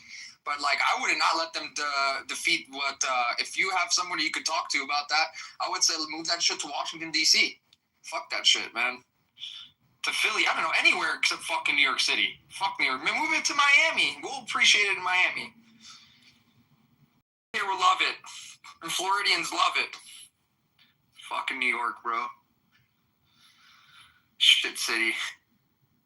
43% of left-wing liberal Jews, mainly Reform in the Upper West Side, are voting for Mamdani. That's fucking insane, man. But I'm not shocked, honestly. Buttercup will probably be one of them. There are people like her. If she's really a Jew, there are the people like her that are voting for him. That's what it comes down to.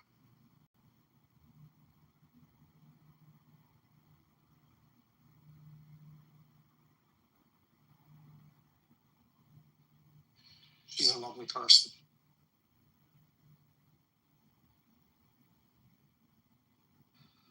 A real sweetheart.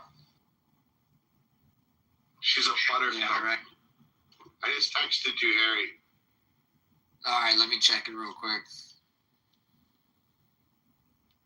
Give me 1 second.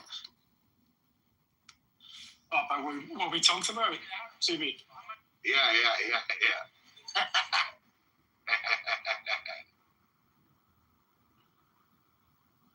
That's all Alice, bro. Holy shit. That was today? Yes, this morning. You think she's really gonna do that? Yeah, I'll tell you. Yeah, I'll tell you why. Oh God, I can't wait to hear.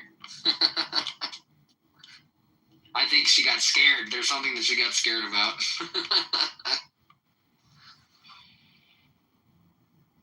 Anyways. Is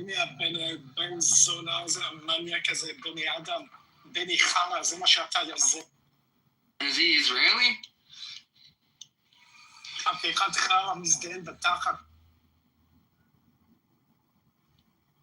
Yeah.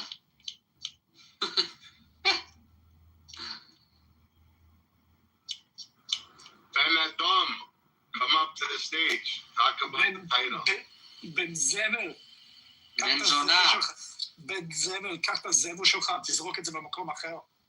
חתיכת זבל, חרא, מזדיין דתה.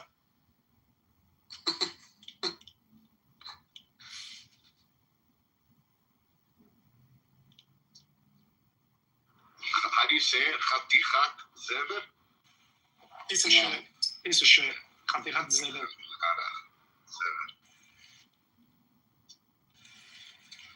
He's a garbage. I don't understand that guy. Oh, he's on stage. יאללה, מה אתה רוצה? Teach to me again. מה אתה רוצה?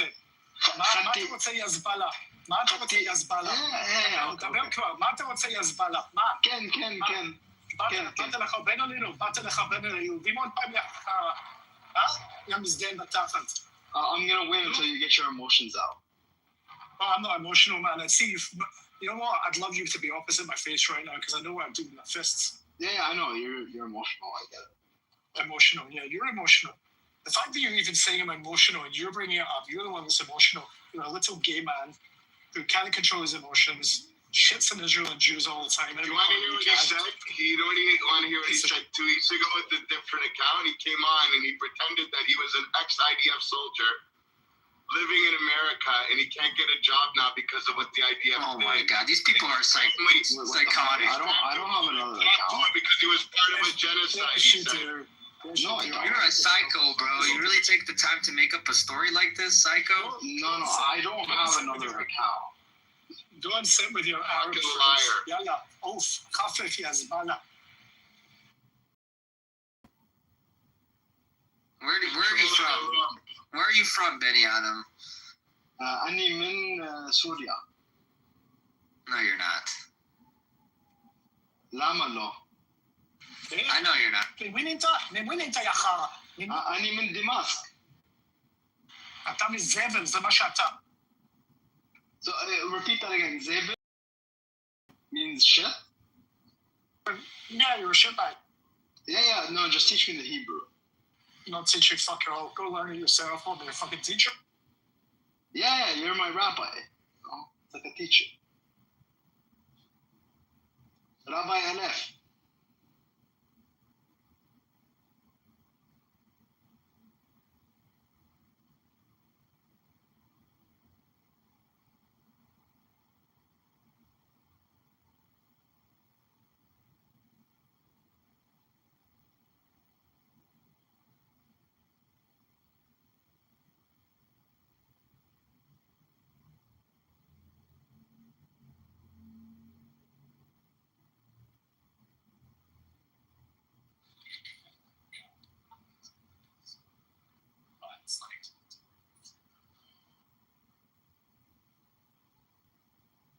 Rabbi, teach me some curse words in Hebrew.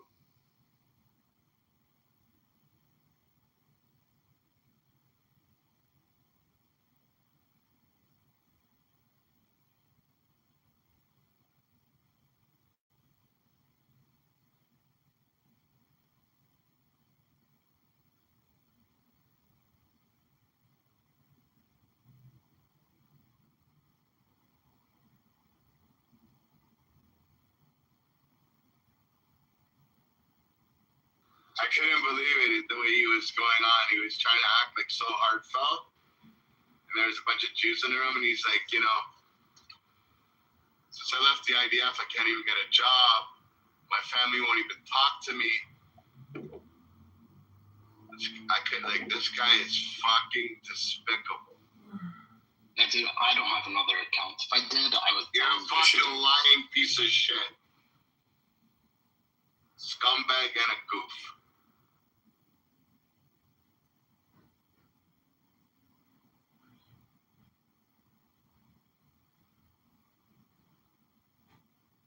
Was this guy like speaking Hebrew? Because I would assume if you were in the IDF, you'd speak Hebrew, right?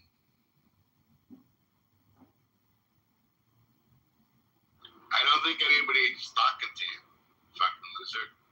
You were just talking to me. You were just talking about. Yeah, them. I don't think they were talking to you, fucking idiot. No, I'm talking to you, man. You just called me a scumbag and a piece of shit, right? You were talking to me. I'm assuming you were talking. See, that's how you lie. I said scumbag, move, piece of shit, whatever the fuck. No, but you added words. That's what you did. Yeah, whatever. That's okay. Whatever. I don't care. Yeah, but the point is that you were talking to me, right? The point is, though, I called you a scumbag and a goof, and you added words like piece of shit. Okay, and that's what fine. you do. You sit in people's rooms and you lie and add words. You make up stories because you hate yourself. It's horrible. You should seek help. That's fine. Sorry, your insults. I conflated your insult and I left the devil. You seek the devil. I have a song for you, actually. Here, I have a song for you. I have a Bible verse for you. Hold on, no, I have a song for you. Here, brother. I have a song for you, my brother. Here. Hold on. Yeah, no problem, brother. Here, it's nonsense. Here's the song. اليوم اكرم على كف امك زي الوطن. اليوم كستختك اشعل. Sorry, there's a lot of noise. I can't hear you personally.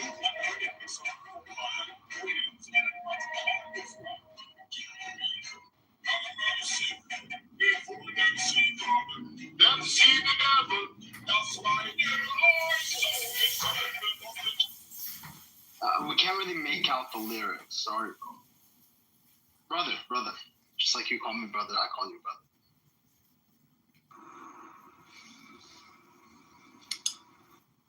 I was tweaking. Yeah, I did the update. 26 or 18? 26. Oh, okay. Just want it back, you know that though, right? Yeah. Don't be blowing no kisses at me. You got something you want to get off your chest? Hmm? Oh, Lord. Talking about Quinn ain't been back ever since. Never mind. Oh, no. What happened? He got upset. He was. What happened with Quinn? I mean, I can only assume what Pure Blood is talking about, but because I don't assume out loud, I'm just going to keep my mouth shut. Oof. I'm trying to tell you, I need this bars, Yo, Pure Blood, what you did to Quinn? I got blow dry my head. Pure Blood ain't did nothing to Quinn. Oh, okay. So why he hasn't came back? You nasty as shit. You see that little, I'm just trying to find out. real quick. You see that little piece of fucking trash in the chat? What's some attention, Monica? She still there? Yeah, she did. Monica, you are. Oh, just ignore her. All the single piece of shit. Okay, Monica, and I don't even speak to women like that. But you are a piece of shit, dirty ass white bitch. Okay? Oh, Jesus. Stop doing. Hey, April. Remember that, Monica? I approve that message, Aisha. Trailer trash piece of shit. This has to stop. Trailer trash piece of shit. Oh, my God. Another news. Did y'all see the person throwing shit off the Manhattan rooftop? Michael, you stupid. Yeah, I'm crazy. Some dude in Manhattan throwing shit at people off the rooftop yesterday at the protest. Oh, is that why they got arrested? But it was an ICE protest yesterday, y'all. Yeah, that's what she's just talking about. That people got arrested. That's probably why they got arrested. It was. So he was like picking up pieces of real life shit and throwing it.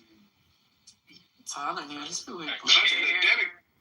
The dedication to it, right? Like, I might not like ice. I'm not touching shit. Probably was their own shit though. That's single. Yeah. I think this nigga went to Central Park with a bag and just was scooping dog shit. Was like, yeah, I know what I'm gonna do with this. You gotta consider the source. I ain't buying all that. Not literal shit. I was talking about like chairs. Yeah. See how you get things twisted, right? Your brain is. He said shit multiple times. How many people say shit all the time and they don't mean I shit? was like, why isn't he taking this serious? You meant actual shit. Like, I'm gonna keep it 100 with you. That strawberry against your skin is definitely showing how white you are. That ain't my hand. That's my strawberry. You talking about you being petty, First Lady. She called too early. I have to create a new TikTok because I couldn't open up what. I didn't delete mine. I didn't remember the password. I didn't remember mine either. I don't know how I got back in. I couldn't get back in, so I was like, fuck this shit. I'm about to create another one just because, if somebody sends you something, follow me on it. You won't be able to open. On my real couch. Who's on first? This is like an account that I just made on the second phone. I don't give a damn which one you follow me on. Hey, City, Trump to impose $100,000 fee on H-1B visas. Y'all hear that? Trump to impose $100,000 fee on H-1B visas. So if you want to get an H-1B visa, you gotta pay $100,000. What's your phone number? What's your phone number? Oh, sure. Let me just say it. What's your phone? What's 555? Send me your account on TikTok. 5555. And what's your social? 314. That's something that you're interested in. by way of getting loans, or if you already have the property, if there's grants available, how to go about getting those grants, in terms of what you need to do to register to be eligible to apply, what things you need to have in order to be eligible to apply. But more specifically, how do you find someone like me? You get up and you actually do the work to look for someone like me. It's just Shay. Mike, I hope I answered that question. Somebody needs to cash in our ticket there. It won't let me. Is there a join at the top? Got a counterfeit ticket. Yeah, when I do, it says I can't join the house. We gotta get Augustus on that. I'm still in time.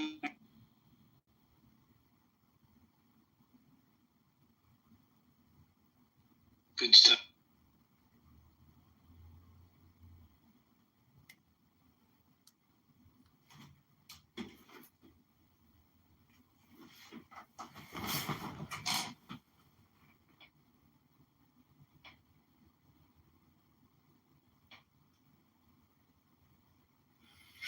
He was a World War II hero.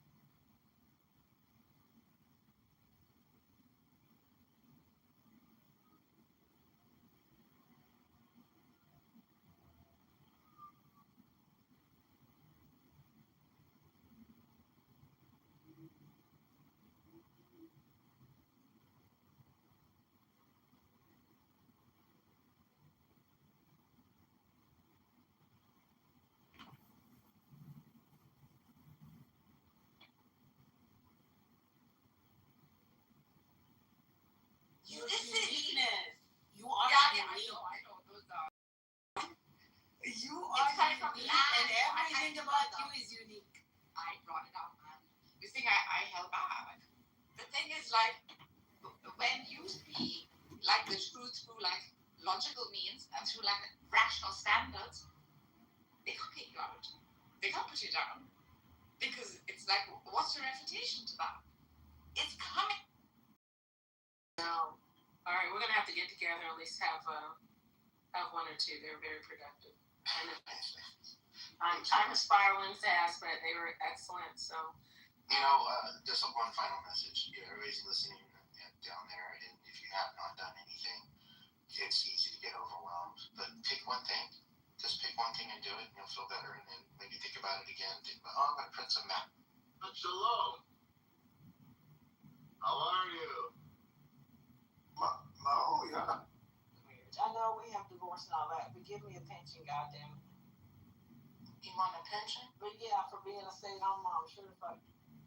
Because China was right there, and they stepped in, and boom, they just, all of Russia just pivoted towards China. But, when it comes to, what did you ask about specifically? China, China selling weapons? My question was, no. My question is, so Iran has a sanction on the US, right? So the question was, how come that? So China is still doing business with Iran in spite of US putting sanctions on Iran. Yes. Yeah, because US can't put more on China. Excuse me, Edward. May I have a question about China? Yeah. Are you Chinese? I live in Singapore. Okay. Do you speak Chinese? Yes, I speak Chinese. Oh, so you're from China. Why are you Chinese? I speak Cantonese. Yeah, that's right. No, there are Chinese people in Singapore. not functional. Yes, there are a lot of Singaporeans in China. Let him ask a question, so that way we can get somewhere. Yeah, the hungry ghost is here. Go on. Ask my question. Yeah, do you think China should do more to help the people suffering in Gaza? I think China should first save the Muslims in the war, and then come and put their nose in the Middle East. No, I think China, it won't take any help we can get, actually. If China is willing to step in.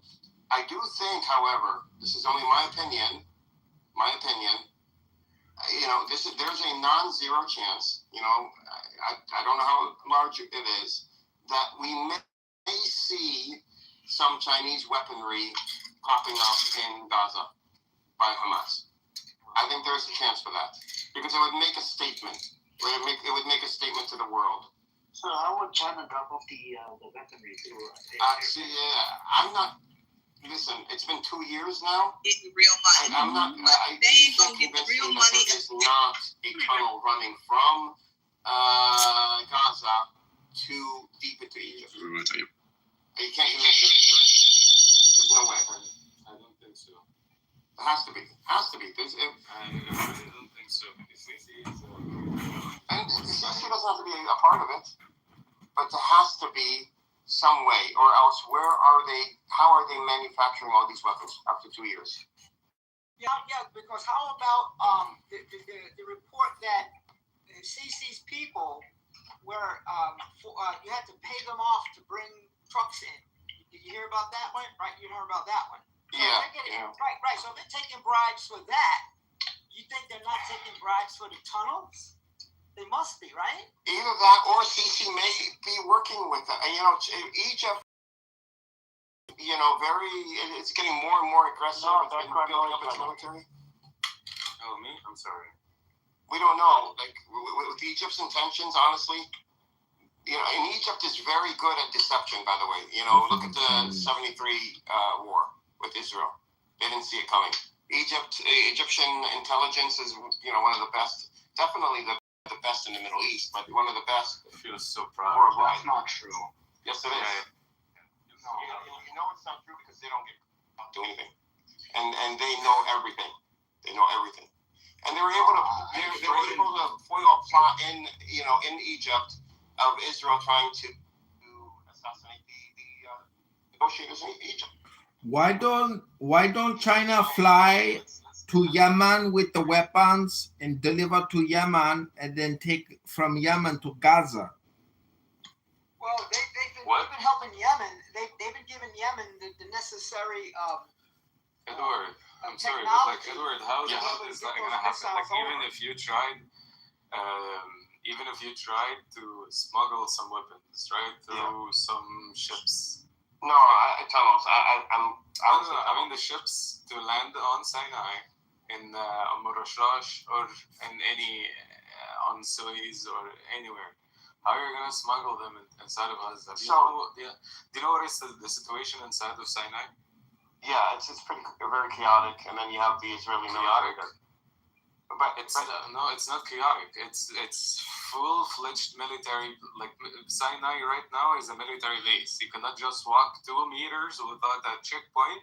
Someone is asking you who are you and where are you going, and that's above ground, check you out. Now you asked the question about how would you get weapons, but we have to first say, okay, what kind of weapons are they going to be? Small arm fire weapons, machine guns, and rocket launchers. They wouldn't need that. They wouldn't need bullets. What they would need is tank busters, like small little missiles. Now, how was it smuggled in before from Iran? They didn't smuggle the missiles or anything in, and this is how it's done. And it's how it's done with Yemen also from Iran. Hezbollah has done this. This is normal. You smuggle in the components and then you assemble everything, inside, And I'm saying, can they assemble in the tunnels? Saying if China wanted to make a statement right now, now probably would be a good time for them to come China's in. not gonna help Hamas, Edward. China, if China's gonna help a country with the weaponry, it will be the Egyptian government. No, we're not talking about billions of dollars here. They're helping Yemen right now. But we're not talking about billions of dollars. We're talking about small missiles, anything that would signify. Why not China just attack Israel and just skip Hamas and just attack Israel directly? Anybody, you can say that about Egypt. You can say that about Turkey. Why don't we they don't do want it?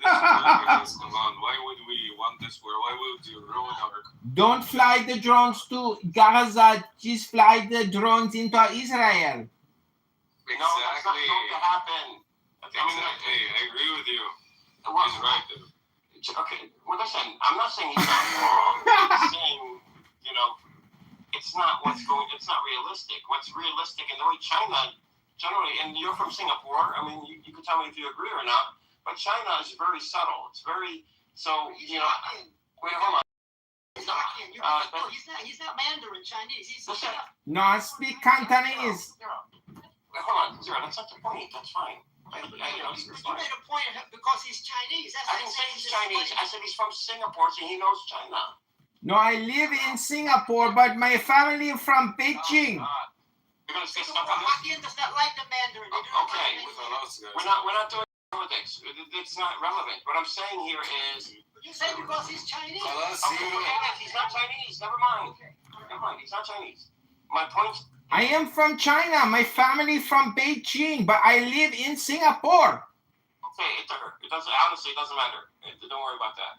What I'm saying is, if there was a opportunity for China to bolster its image in the world and do it, very subtly, which is the way China does things, it would be to have some minor weaponry showing up in Gaza being used by Hamas, and knowing that it is Chinese weaponry that's being used. I'm not talking about major missiles or anything. I'm talking about small, like tank busters, modified grenades. Those are hypersonic grenade launcher. Grenade launchers, yeah. What do you say, hypersonic? Hey, I said hypersonic. Yeah, the missile must be hypersonic or you can't penetrate the hard underbelly of the tank.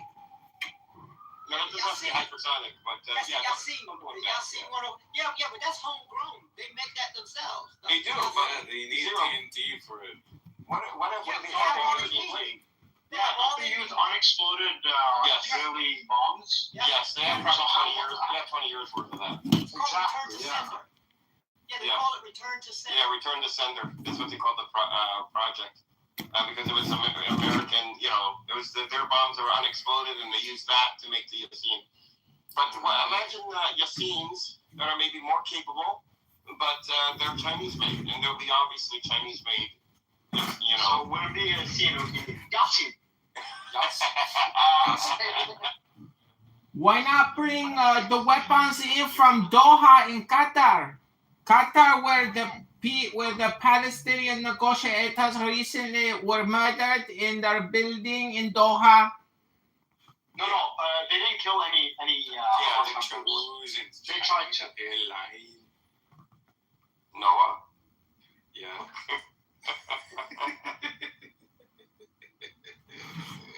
So did you guys hear about the negotiations with the Syrian government? Yeah, they're doing pretty much good. Ahmad al-Shara, ex-ISIS person, he's like our God, peace be upon him. He's playing the game. He's at least smart enough to play the game. He wants a security barrier. He wants to restore 1964 agreement. I'm sorry, Edward, but he doesn't want to fight with Israel. He doesn't want to. He wants to give Turkey time to rebuild Syrian defenses. Israel said it themselves. Al Qaeda has never been a threat to Israel. The Mossad said it. Sorry, the Mossad said it themselves. Al Qaeda has never been a threat to Israel. They've never attacked Israel. The only time that Islamists actually attacked Israel is when they apologized for it. The only apology they got. Yeah, when ISIS shoot a missile there, but the second they went out and they were like, we are so sorry. Yeah, extremely apologize for like it was a mistake. I'm sorry. You can. Noah, you don't have to fake an Arab accent. You have one. Not faking. You did. You're faking it. I'm not You already faking. have one. Okay, I want to speak with my with my What's it what? I speak. Oh, can you, I speak. Yes. Let's see which speak is bigger. Oh yeah. Let's do a Singapore guy. Okay, but Edward, I'm sorry, Edward, but I don't think what you're saying is realistic. You know, with all due respect to you. Why? Because the part of the smuggling even small weapons to Hamas throughout so-called. Listen, I didn't say it was I said a non-zero, meaning it could be 1%. I don't know. This is only my opinion. That 1%, I don't think it exists because how are you going to get it in? Who was smuggling to Hamas? Did you see? No one. We're saying. I was saying. Number one, I'm pretty sure there is a tunnel leading to Egypt. Because after 2 years, I can't imagine not being a tunnel. Like, you know. So I was saying now doesn't Israel effectively control the Philadelphia corridor? Yeah, but I'm talking about very the deep tunnels in Gaza, guys. Like just to know, it's inside. It comes from inside the mountains and the hills, and then it goes all the way to the ground. Yeah, that still means they control the corridor. That doesn't mean. Hold on. No. Yeah, listen to me, you guys, right? That's fine. So, it comes from there, and then the other side of the tunnel is not on the borders, no. And the beginning of the tunnel is not on the Philadelphia corridor. Actually, Netanyahu doesn't. He occupied Philadelphia corridor because because he just wants to get more land and wants to occupy it. But like it has nothing to do with the tunnels. Why? Because the beginning of the tunnel is far from the Philadelphia corridor, and the other side of the tunnel is inside the houses of the people that are living in Gaza right now, right? So in which city? In Rafah, inside of Rafah, and there are some tunnels that goes to Khan Yunis, and I don't know about like Gaza. You're talking about the entrance. So basically, you're saying there's like a tunnel throughout an endorsement post from Maha Canada, John? As far as the information that I know, I didn't know about Gaza, but Khan Yunis is like the Khan Yunis is like in the middle of Gaza. Yeah. No, it's in the south in Gaza. In the middle of Gaza is Deir al-Balah. Rafah is more south, but no, the tunnels are like spider webs and multi-layered throughout Gaza and yeah. So I don't know, man. I think this tunnel stuff. I feel like it's a lot of bullshit. I don't think it's that significant. Absolutely bullshit. By the way, it's absolutely bullshit. They're in tunnels. Dude, it's not easy to build a tunnel, man. Subject that is overblown out proportion. Okay. Yeah, how much for friends bill? And it says the IDF has only destroyed about a quarter of Hamas's How much for Hamas is friends? different from Egypt. Security, that's it, goddammit, let me How talk. much for friends? Security sources also added that shut up, dude. The security sources also added that a significant number of I think they can use the tunnels to assemble short-range rockets and assemble weapons to carry out surprise sneak attacks using the tunnels if they can still muster the ability to attack. Hang on. Brother Zero, hang on. He just called you daddy. Whoa. Daddy. It's all Daddy. Look at daddy. Look, you have a Zionist on your stage, Mark Rice. Mark Rice running for Congress, and he is a strong Zionist, and he is running for Republican Congress. Hello, Mark Rice. Hold on. The brother from Singapore, please let Zero finish, and then you can go afterward. We got to do one mic at a time. Go on Zero, finish, and then the brother with the Chinese lettering will go. You're on mute, Zero. Yeah, I muted everybody. Zero, he can unmute and come off the mic and Oh, I apologize. There you go. Okay, so listen, I'm going to read it and I'm going to post. I'll just read a very little bit about Egypt and then I'm going to post the whole thing. It says security sources also added that a significant number of smuggling tunnels crossing from Egypt to the Gaza Strip are still intact. The Egypt-Gaza border remains a point of contention with concerns over weapons smuggling, resulting in Israel's refusal to withdraw from the Philadelphia corridor. So they're saying that the smuggling tunnels, it says, oh, here's one guy, defense minister, guy Katz. I saw with my own eyes quite a few tunnels 3,500. crossing into Egypt. Some were closed and several were open. This is what Katz said. The guy, Minister Israel Katz. $3,500 for an IG They're post. saying in the Jerusalem Post that the tunnels are still intact going from Egypt to Gaza. So I just wanted to, that's all I wanted to do is read it to you. Go, guys. Yeah, I was saying that I think the terror tunnels can be used to assemble weapons, and you have Mark Rice on your stage, who is a One Zionist. second, but I give you the mic. Just give me a second. Yoav Galan came out about 6 months ago or a year ago. He said we faked the tunnels. There were, the big tunnel picture, whatever. I don't know if you guys looked into it. Egypt. There was a fake to avoid, from doing the ceasefire or something. This was reported in the newspaper. I'll see if I can find the article. Brother, with the Chinese letter, you can go ahead. Yeah, I was just saying that I think the Gaza Strip fighters can still work in the tunnels if a Chinese government can get weapons to Yemen, and then they can transport to Gaza or to Egypt. And I want you to know that there is a Zionist Republican congressional candidate on your stage by Mark Rice. And I think you should ask him what his position is on Gaza. Why are you Chinese? So, The guy alone, man. I'm sitting yeah. here in Malaysia right now, man. But I'm fucking surrounded by everybody Chinese. You guys could also go with two things. One, we have videos of, that were on YouTube. I don't know if they're still there, but I think a lot of people have seen them. Of Mohammed Sinwar, after Yahya Sinwar got out of prison Zionist, John. in the mid-2010s. They were driving a truck I'm prank in the tunnels. calling a clubhouse And room. he's showing them the tunnels, the new systems that they've added in the tunnel system. And they were driving a truck, and you can, drive two trucks, one going, it's like it was a road. I'm listening to a clubhouse room right now, and they think I'm from China.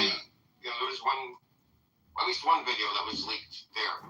Now, if you put into GPT or Claude, whatever you use for AI,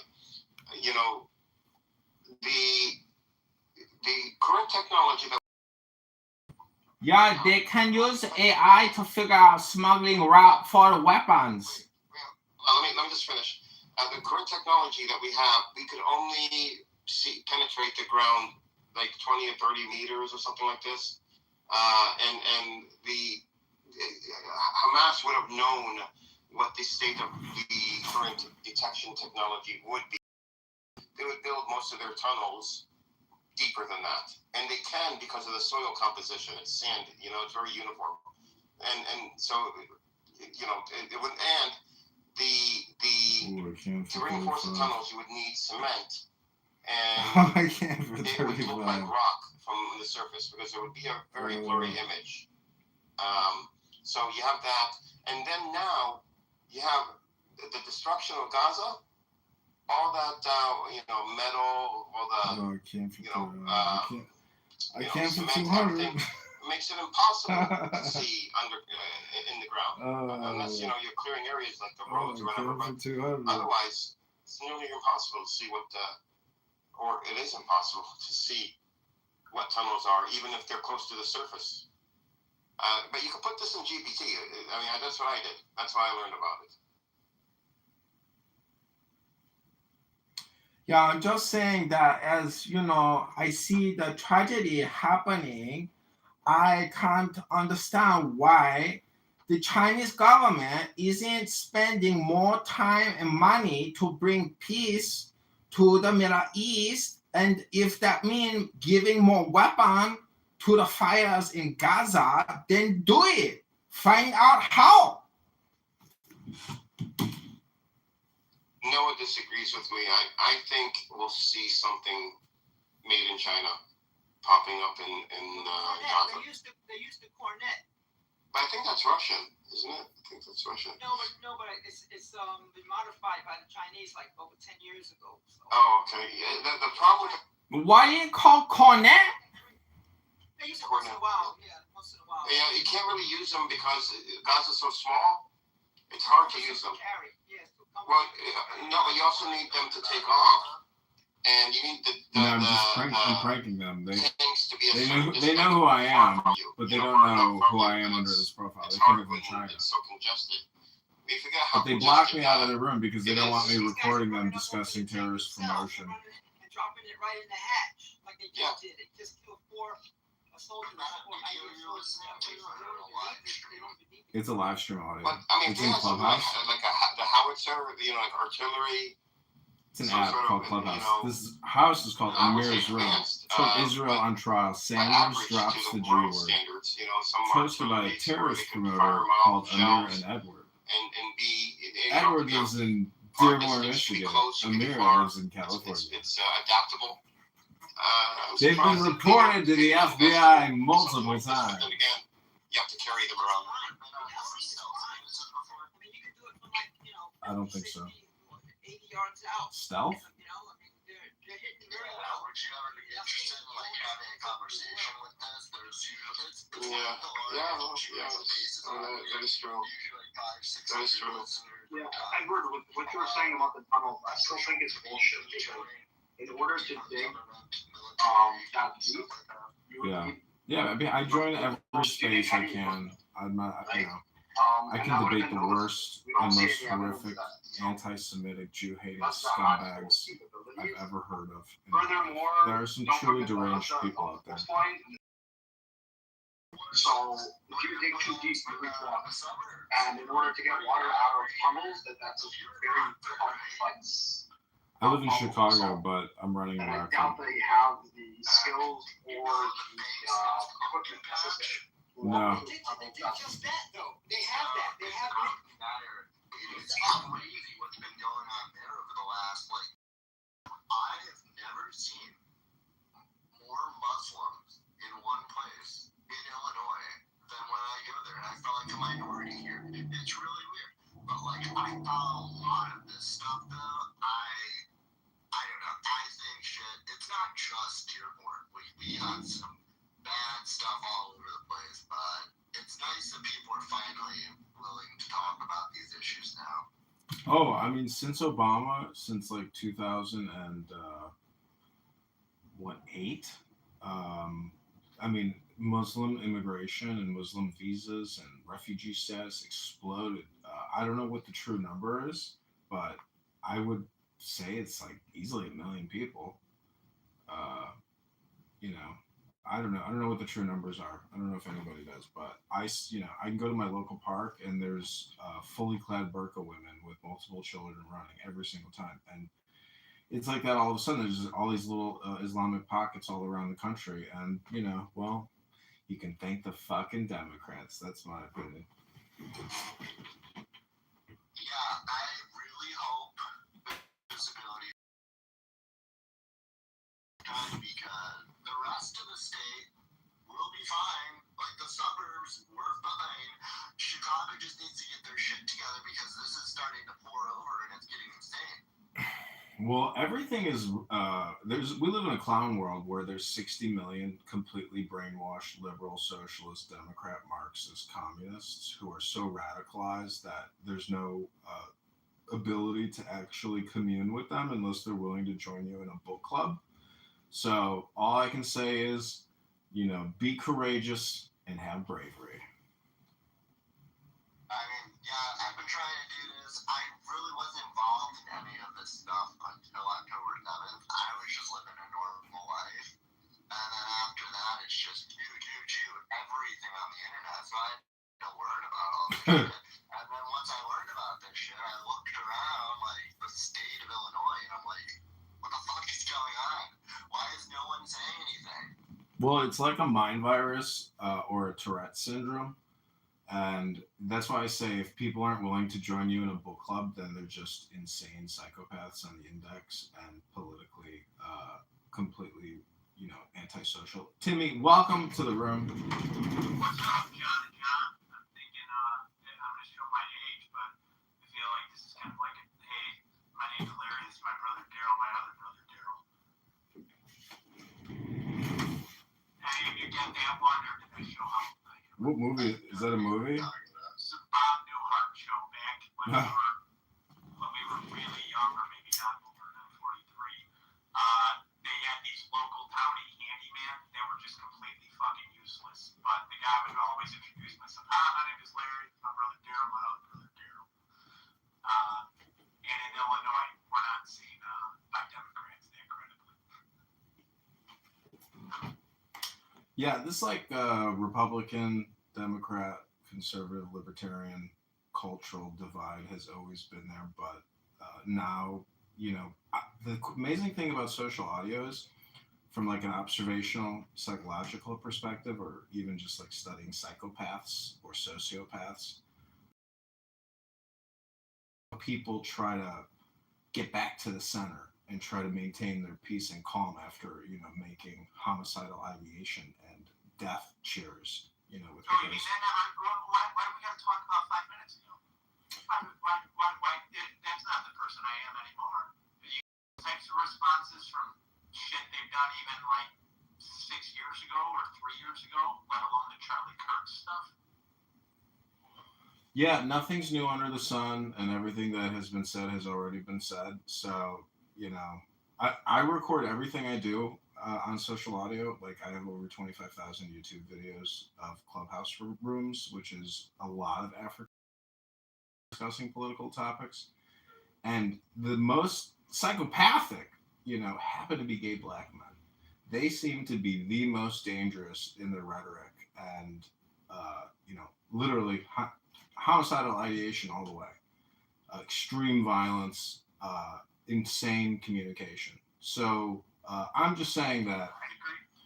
Yeah, I'm just saying that if you go back and you look at the record, people, in terms of like capital surveillance and making recordings of people, this whole Charlie's Murders website and the tens of thousands of individuals who, have been identified as being, homicidal sociopaths or psychopaths. It's, we live in a glorious age because for every action, there is an opposite and equal reaction. And sometimes intelligent people who know how to build databases manage to gobble up a lot of data that can be very consequential for the people involved.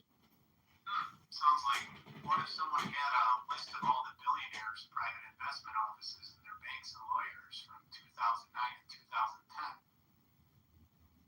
I might happen to be that person. So I'll give you a quick background just on me. I'm a longtime Chicagoan. Spent 20 years raging hedge funds. Principals have been clients of mine. And Dad was a Chicago cop. Lived in California for 8 years. Worked for some of the families behind UFC. And learned that the rich donate to both sides. They donate early, so that it's not a bribe. And hence the uniparty, I think, is real. And I want to be a part of disrupting Illinois as much as I can. I'm purposely moving to Crown Point, Indiana, to get out of the kind of target that I'm kind of doing, because I am going after political officials, and I'm trying to go with their financials. But I'm also trying to just give the men of Payless Heights their balls back. That's the other goal. Yeah, it's fun to play the game of being the leader. But there's just I don't know. I think just so many people are so hardcore brainwashed that getting through or changing people is an impossibility. So social media is the way, but censorship is real, deplatforming is real. I have had many YouTube accounts, X accounts, and Instagram accounts that have been deleted just because I'm posting things that I happen to screenshot. So it's the thought police we live in. I'm against fascism. I'm against communism. I'm against Democrats. I believe in, a Republican form of government, which our Constitution gives us. So a lot of people post photos of the Constitution. I actually like to record myself reading it and then re-listening to it and contemplating it. And a lot of people are just here for the dopamine and the really ineffective leaders. But the whole thing comes down to borrowing and spending. And the government has this amazing wand that it can just keep rotating and circulating. And really, our entire government's budget is nothing more than a letter that says, we agree to continue funding the government. Sign here, everybody. That's it. It's just all basic. So it's up to us, I think, patriots, to essentially be forensic accountants. And I've been using Grok a lot to examine HR acts and identify the specific corporations tied to those acts and the dollar amounts and the communication coming out of the people that work at those organizations or in our government. And there's just a lot of events that happen that the public doesn't know about, or who's there or why they're there. And but nonetheless, the longer you speak, the quicker you become a hypocrite. So thank you for being here. I'm candidate John. I'm running the 16th district against Darren LaHood, a debt super creator who's been in office 10 years. That's over $20 trillion in debt that he's voted on from deficits and HR acts. So I'm just here to play my role and hopefully get on the March 17th ballot. So I'm a debt guy, and I can maybe help you even more with some of the debt they took out. Meaning, as far as following the money, where it came from. I've had a thorn up my ass about Penny Pritzker and her role in the great financial crisis, connecting her to Mayor Daley's brother Bill, who was vice chairman of Chase Bank, which loosened all the lending standards for mortgage-backed securities. And Penny Pritzker crashed Superior Bank. She kind of started subprime mortgages. She lost a shit ton of money for Harvard. And then she also got into the Obama administration, part of the Rebuild Ukraine. And there's a big fight right now that no one's paying attention to with Bill Pulte, Scott Bessent, and the Fannie Freddie Federal Reserve. And all that shit comes back to Chicago, University of Chicago, and the Pritzker family. So I might be able to connect some dots to the local level up to some of the higher money if you ever want to go down those rabbit holes. Yeah, I mean, let's do it right now because, Penny Pritzker, the Pritzkers, their billions, their manipulation, their lies, they buy the spectrum, they buy the medium. I used to work at Google. Pritzker dominates the election cycle by buying every available fucking ad space there is. So he's got real powerful money and mind control capabilities. So yeah, I mean, post anything you can. I will repost it. If you want to do a space dedicated to Pritzker, we can do that. Create the room, or I'll create it. And let's continue exposing the Illinois political industrial complex, because I really do believe that platforms like this and doing real organizing and intelligent usage of our time and our words is capable. We can do this as a higher level intelligence together on platforms like this. So there's opportunity here to manifest real change in the real world. I just posted in the link to one of the Grok articles. It'd be helpful maybe if you and John could read through it and then kind of just tell me what do I need to do to translate it to layman's terms about like why a person could be concerned. Because a lot of my family thinks I'm fucking crazy at times when I start talking about some of the people that I've come across and my bosses have done business with. But I want to do that bread train right there. So I've done a lot of background on this already, and I've been helping flip Chicago red also, trying to report these people for mortgage fraud. I reported Stacey Davis Gates 2 weeks ago for reporting just sketchy shit she did with her South Bend property. And I want to arm people with just reporting everyone for mortgage fraud, because all of them think that have been investigated for mortgage fraud, and they haven't been yet. All they did was complain about it. They didn't report it to the FBI.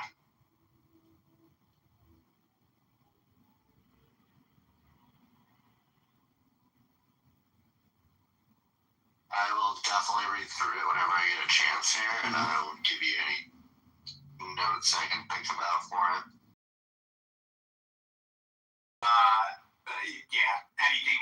It's not exactly a sit right now and read type of read, but it's a lot of meat there, and that connects all the way to Jeffrey Epstein, by the way.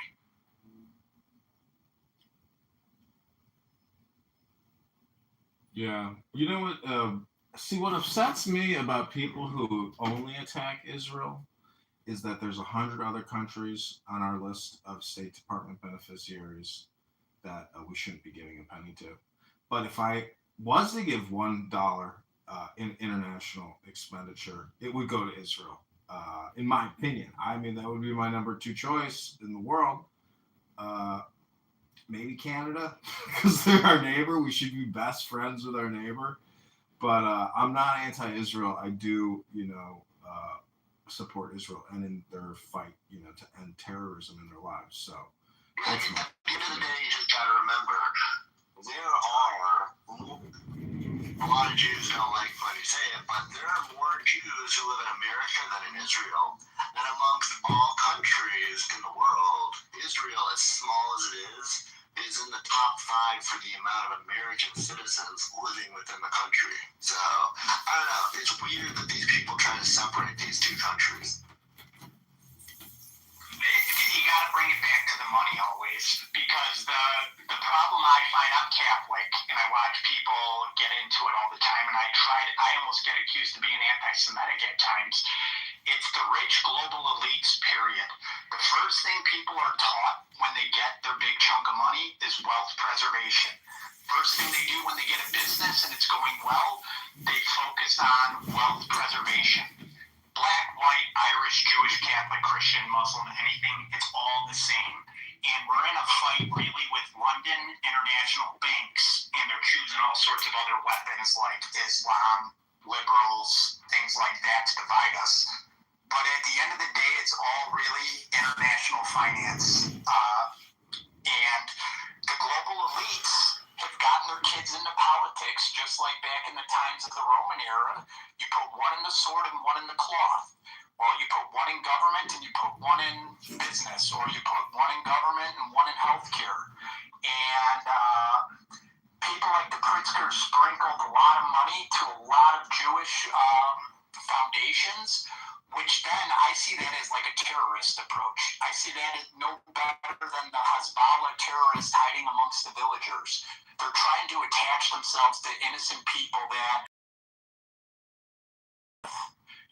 we got to separate the money and just treat the people by the money, because money doesn't lie. Well, the people seeking it do.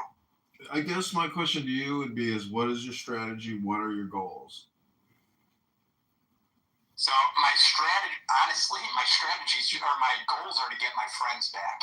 That's my goals. So I've been attacking mental health, poking holes in the science, and I've been uncovering all of the data Republican money flows that people I know work at NGOs. So I've been waking some people up with that. I've been trying to raise awareness at the local school district meetings, getting parents, guilting them into. I was part of getting 300 people to show up at the Orland Park School District like 2 months ago when they had a black gay prosecutor or assistant principal coming up for. He had an Instagram post saying it's hard not to pull up in arms. Honestly, I just want to try to help fill holes. I know a lot of money stuff. I know a lot of the stories behind the scenes that nobody knows with the Chicago families, just because they co-invest in private equity and hedge funds together, but they may not be holding arms on the stage. Honestly, I want to just raise awareness of the Aspen Institute, and that's my end goal. So the Department of Education spends $250 billion a year at the federal level, but because of all these property taxes in this country, we collect over $1.1 trillion a year in taxes that fund our educations in our cities and our states. It's an insane number. It's the same amount that we actually pay now on the national debt, which is over $1 trillion a year, which is the same as the NDAA or the Department of War. So I'm, all about accounting and forensic analysis because if we keep borrowing 2.1 trillion a year, past the 5 trillion a year we're collecting in taxes, this is a runaway money train, and it's a race to the bottom. We're digging a hole, and that's the messaging I hope to bring in education. And USDebtClock.org has it perfectly tabulated. Thomas Massey has it on an API on a Wi-Fi pin lapel that he created because he's an electrical engineer. So we need the smartest ideas, the most compressed communication of intelligences, and hopefully the time won't be wasted. But a lot of this is reputation building for political campaigning, and I've been recording Clubhouse for 5 years, listening into what Democrats say, how they say it, and exposing them. And really, not really exposing them because I'm not doxing them, but they know that they have been inserted into YouTube. They've recently filed privacy complaints against me, and YouTube takes my videos down. And these are people who are celebrating murder, chaos, anarchy. And I don't support that, but I support citizens being aware that we're entering, and we always have lived in a dangerous environment. I've taken the train downtown to Chicago hundreds of times, and I can assure you, I've, nearly been murdered, and lots of people die on the trains in Chicago. So it's a dangerous working world. We all know it. And I'm just praying for everybody's peace and health and wealth and love and, prosperity and abundance, because it's terrifying to think that you won't have abundance because we're completely broke and we're completely in debt. But the truth is, all debt, it gets negotiated. Nobody wants to kill each other over debt. So I'm not really terribly worried about our national debt. I'm using it more as a political tool to try to wake people up to the wasteful spending, the ridiculous spending, the irrational spending. And we need a balanced budget act in this country. So if I get into Congress, the two first pieces of legislation that I will publish and propose is a balanced budget act, as well as defunding the big beautiful bill. And the amazing thing about Grok is it even creates the HR Act name for you. So automated legislation is here. So I love that idea, and I'm 100% in agreement with you on it. Dangers as well that have come in, the spending, the debt is part of a strategy to break the American dollar and then to pull us into the EU's currency. George Soros has done that countless times in other countries. The Pritzkers were a part of 1991 color revolution to try to overthrow the Hungarian government and remove their super veto powers. So the debt is really scary, but it's something that you can't talk to people about because it's too big for them to comprehend. And then the other part is like all the spending. Do you find problems where your voters are actually profiting off of it? They'll say MAGA, but they're getting NGO money left and right as well. One of the things I'd like to advocate for everybody to do is a transparency agreement. 100% transparency on your movements, who you meet with, and your monies, and then other people will be forced to follow. My thought process around that is that only Jesus was born without sin, so let's take the apple out of the garden. And if people have radical transparency, you're going to be wrong. You're human. But I will toe the line and support you if I can understand the methodology of your mistake.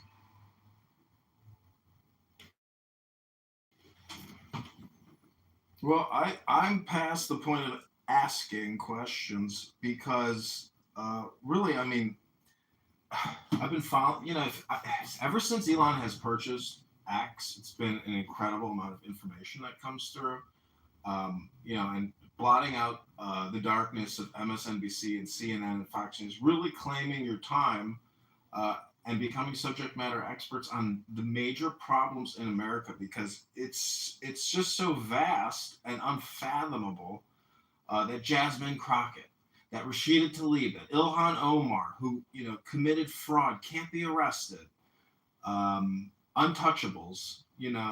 I cannot believe if Donald Trump and the FBI doesn't start making significant arrests in the political sphere amongst popular Democrats who are worthy of being charged and arrested, I have a lot of faith in Pam Bondi, but it's rapidly fading. If she can't give a good public presentation and a good speech and it sounds so long and drawn out and pointless and nothing intelligent is coming out of your mouth, maybe that's the kind of lapdog Donald Trump needs and wants. But as the Americans, I think we have to expect more from the head of the DOJ. And I would hope that maybe Trump might consider putting Stephen Miller in there and making Pam his assistant, something to that extent. I actually lost faith in her.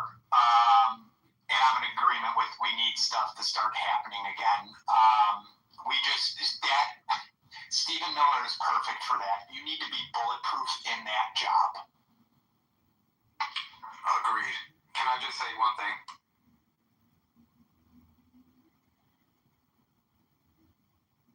Yeah, you can. This is Candidate John. Welcome to the room. Invite people to the room. Share the link. Copy, paste it in your text messages. These are real people having real conversations.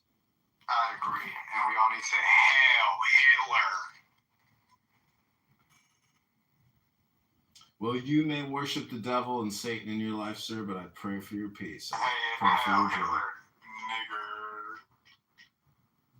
You may have Tourette's. You can see a doctor possibly about this. Maybe if you have Medicare, Medicaid, you can get pills to help you with your vocabulary. You might try reading a book. Reading a book could be a good idea for you, sir. See that? I wish you were raised by a strong man. I really wish you were. I feel bad for your dad being a weak man. Dad taught you to troll people. It's sad that you have to do that and you're convinced of that, but it's okay. It's okay. Some people have weak dads, and weak dads don't raise strong men. They get raised by liberal women. And what liberal women do is they just don't know how to just stay in touch with reality. They're all about sound bites, click bites, and menstrual cycles. So maybe if you want to just put a pad in your mouth, you can sit around and maybe learn something. Well, it's a roast show, I think, whether you're on X or on a different platform. You know, I enjoy roasting people, and I myself enjoy being roasted because self-deprecation is intelligence, because it's humbling. And the fact that, you know, people have got sound effects, words that they like to chant that they think makes them feel good and gives them dopamine, it's not intelligent. And, you know, I hate to say this sounds like public access television now, because I'm the kind of guy who likes to prank call public access television and make fun of a very generic, you know, corny host. I think the roast show is funny. That's why people like the Johnny Carson show. And that's why you're in Canada's X account right now.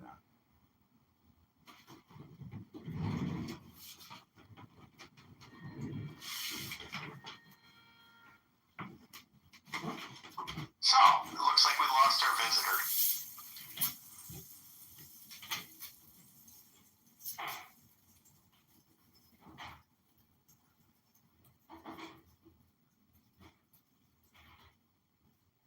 Are you guys all still here?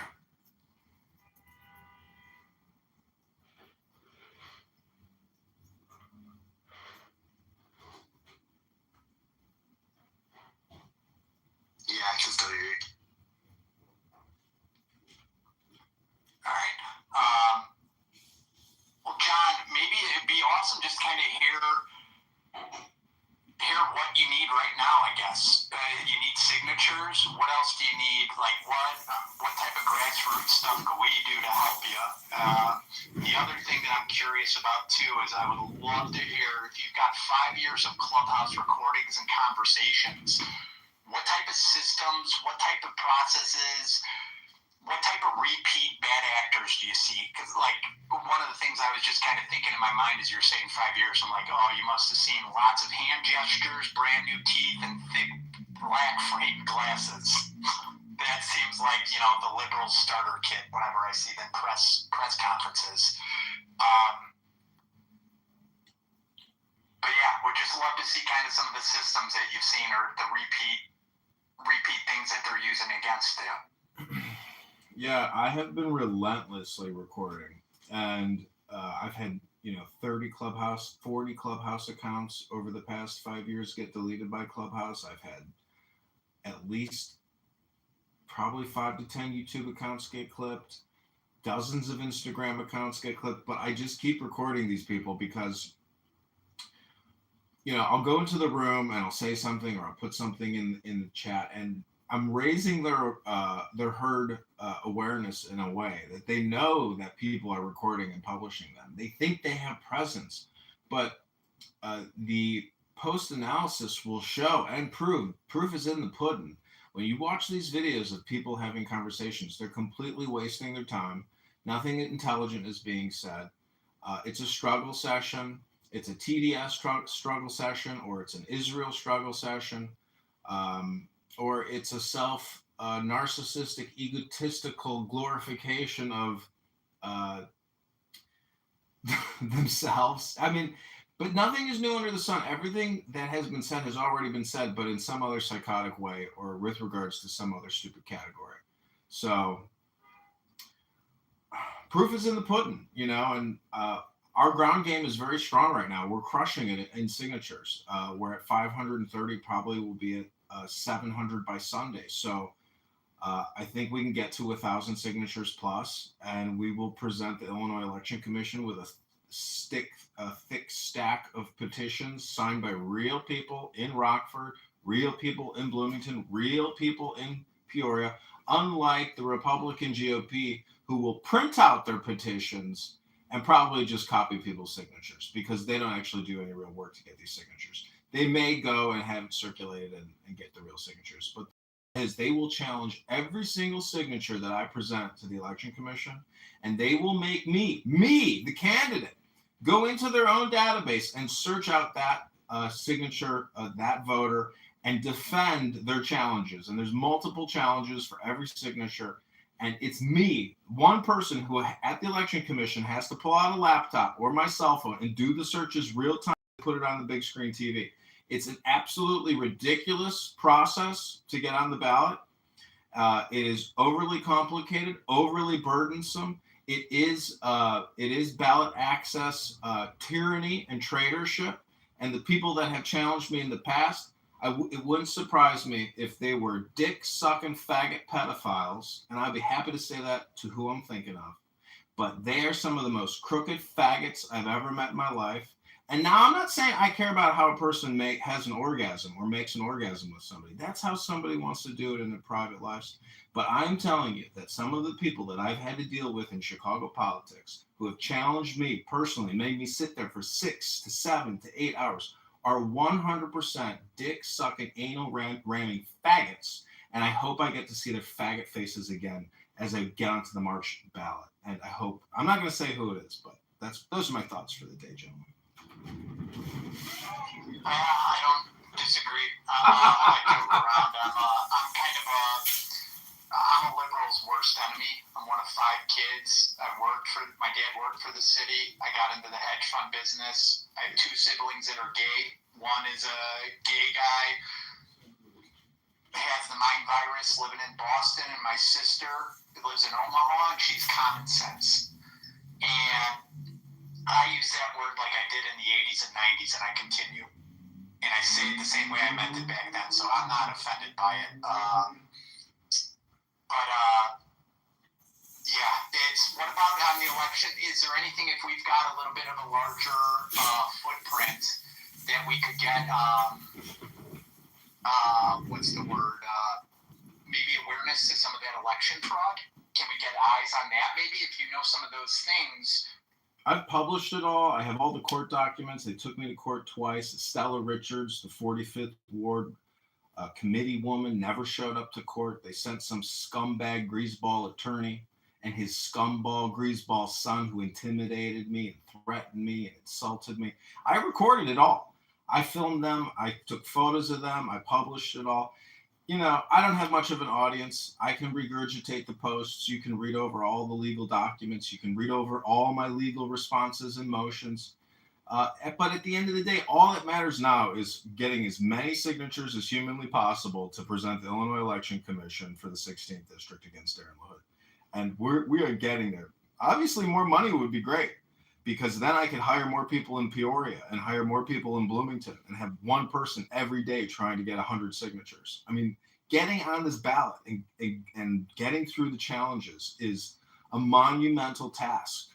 Even if we got 2,000 signatures, there's still a chance that they'll be able to object to and reject signatures at scale. So we don't know how the results of all these signature gathering will ever turn out until the actual challenge, and they put it up on that big screen TV, and some woman says, signature number 1, district, do you accept your challenge? You know, it goes one by one by one. It is the craziest, most obscenely obnoxious process I've ever gone through in my life, because it's not automated. And you, the candidate. Quick, sorry, quick question. Did you see Marjorie Taylor Greene join for like 30 seconds? It could be a fake one. It could be a real one. Yeah, it's not the real one. Are you sure? Because it said she was following me. Well, it's possible she jumped in. Alright. Sorry, I didn't know if you knew her or not. That's why I was asking. It seemed. Well, I'm surprised you guys even joined. I've been creating X Spaces forever, and no one ever joins. No one ever looks at it because the discovery function isn't there. If you don't follow somebody, you're never going to see their room. It's terrible. I would really like it if you joined Stealth Space, though. I think it'd be really beneficial for you. I agree. It'll seem like it's like a ADD session, and it is. It's hard at times to get certain topics, but I've connected with some insane people that have just followed me and then messaged me off of comments in there. So she's got an audience. Well, you know, I have had it out with some of the people on this app because they've transferred from Clubhouse to here, like Maven, I think her name is, or the former Goldman Sachs employee now retired. Hazel Mays. They're on opposite ends of the table. You know, that Diligent Citizen, when he does his whole Grok AI thing, it's like, and then also the way he can talk to people is so off-putting that he's hard to even listen to. But I did hear him at the Thomas Massey Epstein victim statement outside on the congressional steps, and I hear Diligent Citizen's voice asking Thomas Massey a question like he's a journalist. I was like, holy shit, this guy actually traveled there, and you know, it's that big of a thing, and he's building brands off of it. He's got other accounts that are in the rooms that are branded, and like he's in the publishing business. So whether this platform can one day become a sustainable source of income, I very much doubt it, because some of the biggest people are only making $60,000 a year. You know, like that Dom Luker. So it takes so much time too. You have to put so much money into it and the time into it, and I was gonna tell Stealth the only way you're really gonna make it worth it is if you start doing like ad reads and sponsorships on it. They are formatted. You got to create a template that things are repeatable and you're able to kind of do the clear order, not swirl. And I agree with you on that. It's tough. I'm not looking to make money. It's actually costing me money because now I can't raise assets from a lot of the families I used to, but I don't want their money. So I've gone 100% public with it. But like, I didn't know anything about the Denizen guy. Like, I literally actually thought he was a good guy 2 days ago. I was in a space, and so I know no context. He just let me talk. I follow all of these people. I know all the shitty people on this app. I'll take your word for it. What I'm getting at is just simply, I was able to talk for 30 minutes about Epstein and Penny Pritzker with the Grok app, so it was productive. But it was only productive from that aspect. I knew nothing else about any of the other background, nor do I care to get in any of the drama either with the stuff.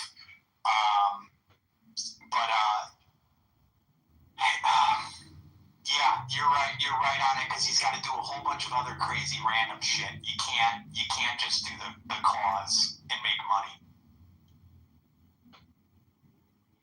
yeah, I mean, it's a radio show that you have to produce and create. I mean, most people, you know, imagine if you had to produce a 2-hour show or a 2-hour theater production.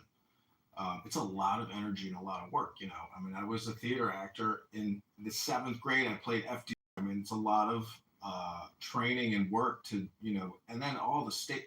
What I'm saying is this becomes like a theater production, or political theater, and there's just so much signal and friction on the channel or on the noise that it's like to listen to it is like scrambling your brains because so much of it is so stupid.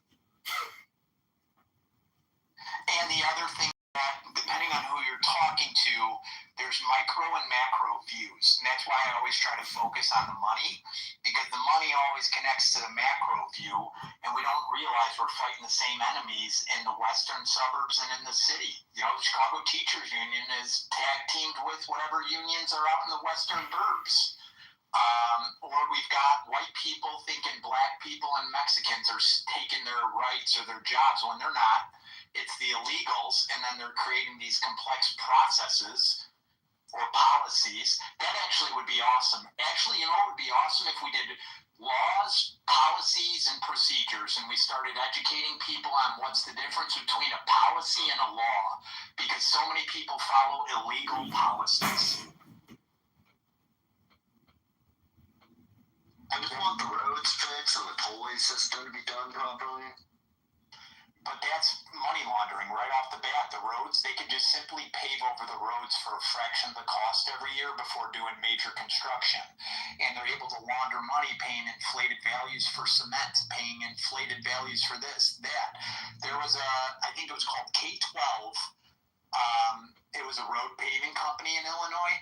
The guy got sentenced to jail for like 9 months because he's been stealing 3 inches off of our roads for 15 years. And then he got the job right back. Right after he got out of jail, he got the contracts again.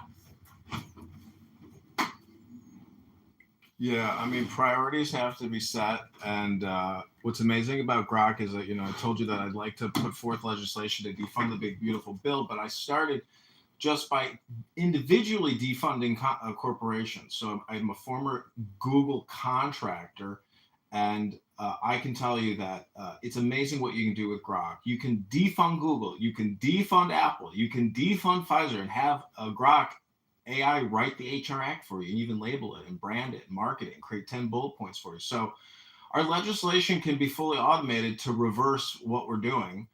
And the basis of any real economy is not borrowing and spending and giving we the people taxes. So that's what's happening. And I am a tax, advocate for lowering our income taxes, lowering our property taxes, lowering our public debt, lowering our personal private debts, debt forgiveness. If they're going to do some kind of jubilee, let's just do it now. Let's stop kicking the can down the road. Amnesty for all. That's what I say. Liberty and freedom for all. And, let's restore this liberty back to we the people. We have to figure out a way to gift ourselves and reverse the course, even if it's linguistically, in my opinion. So I've been talking to a guy that's kind of interesting. He's a linguist. He was a music teacher, and he wants to try to set up organizations where we have a constitutional lawyer in every state or every city. And he'd be maybe a pretty interesting person for you to connect with also.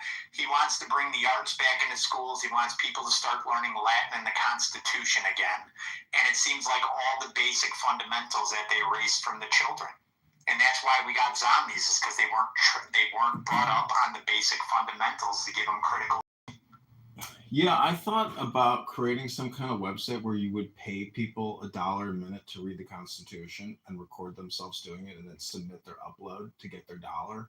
But a way to financially reimburse people to publicly read the Constitution out loud and record themselves doing it in a database and identify themselves and create a profile. I'm a Constitution reader. I've read front to back. I contemplate it. I think about it. And I compare and contrast it to the situation now. And then you come to the conclusion. How is all of this even permissible under U.S. law? None of it is.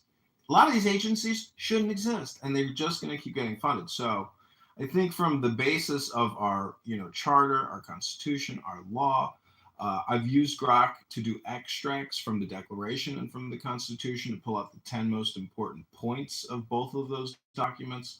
So having that type of communication and conversation daily is extremely important. You could call it a prayer session, you could call it a meditation session, but you're using the law to communicate, to create the content, and hopefully it's for contentment, because the higher the IQ, the higher the intelligence, the greater the opportunities are in creating real solutions now.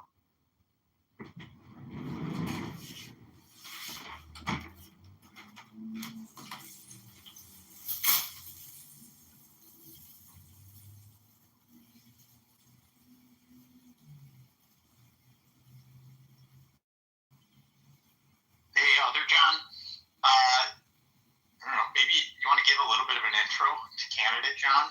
I see a couple of faces that I already see in other spaces that might not be aware of them, or you tell me if they are. I wouldn't be able to give a good enough introduction to him. I'll be honest. I just kind of randomly came across his profile, and he seemed like a regular candidate for my state who didn't hate Israel, and pretty normal take. So I started joining his space, and I saw like no one was really here. At first I thought he was a bot. I didn't even know what he was doing, and then I joined the space and he was listening to some stream, but then he talked and I was like, oh, okay. But the more I heard from him, the more I'm kind of like, I want him to get onto stealth space and get his name out there, because my state is headed for a terrible direction unless it flips right at this point.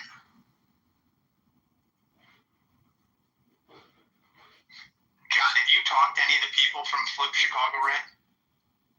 No, again, I don't really get too involved with politics. I know a lot about what's going on. I know more than my friends do. I know more than the average person, but I don't really get involved in any of this stuff, because realistically, they're all crazy. I feel they're all corrupt, and generally, I feel 90% of politicians shouldn't have a job anyways. Well, you're paying taxes to fund and support the entire political industrial complex. The budget of the election commission is huge, but it's really their acts and their borrowing and their spending. Like, Timmy here knows a lot about lenders. Bank of America is the #1 lender in the state of Illinois. So if you really want to know who your local politician is talking to, they're talking to their bankers who handle government accounts. So asset management is a huge industry. Your average financial advisor is making $200,000 a year, and the biggest asset managers are making $1 billion a year. So it's a big club, and you ain't in it. I am.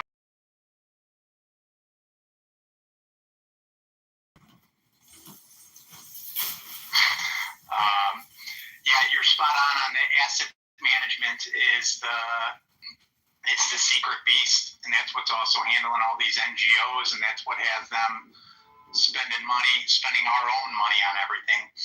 Candidate John, are you familiar with the Flip Chicago Red? Could I make intros to any of them? Because that might be got a good following in the black community on the south side of Chicago. Yeah, I repost their stuff. I've never messaged them directly, and I love what they're doing. But, getting in touch with them could be difficult because they do have so many followers. But no, that's me. That's my picture right there with Danielle Carter on my profile pic. I can. Right. Wait, is that like the guy Mark Carter as well? I mean, is he an ex-Chicago cop? I've never met Danielle's husband. He just recently retired. There's this guy called Mark Carter. He's like all about Flip Chicago Red, but I don't know. It's probably more than a coincidence, I'm guessing. Danielle's going to be running for mayor. I really want these people to also speak with Reverend Dumaswamy, because these people believe a ton of this insane shit on the internet, where they're being told all this bullshit by Black Hebrew Israelites and other people. So I don't really know what to do about any of that at this point. We just gotta stick our hands out and bridge the gaps in the communities that people told us are our enemies when they're really our friends. They're awesome. They're just looking for support as well, but they got out. They were fighting every one of those drag queen library lunches all over the place in Beverly, and I was shaming my friends. I go, how come you got black people that you try to live far away from that are defending your kids in the public libraries? Shame on you. Yeah, I took out a state senator, Natalie Toro, I think her last name is, but she was going to drag story hour library sessions and promoting them and cutting cake with them. And, you know, she went from being a teacher to being a state senator because she's a pretty girl and she knew the right guy and she got appointed the position. She didn't even run. There is a real cronyism, but it's really Democrat industrial complex. Tony Preckwinkle and the budget of Cook County is absurd. I think it's like $8 billion, $9 billion annually. It's so much money. And these crooks have been in charge of it for 20, 30 years. And it's going to get flipped. It's only going to take a feather to do it. I'm 100% convinced that eventually the Democrat industrial complex will eventually get flipped. And it's going to cause major chaos, really, for the Chicago Teachers Union. But you're in asset management. I mean, how much are we borrowing right now to pay out on pensions?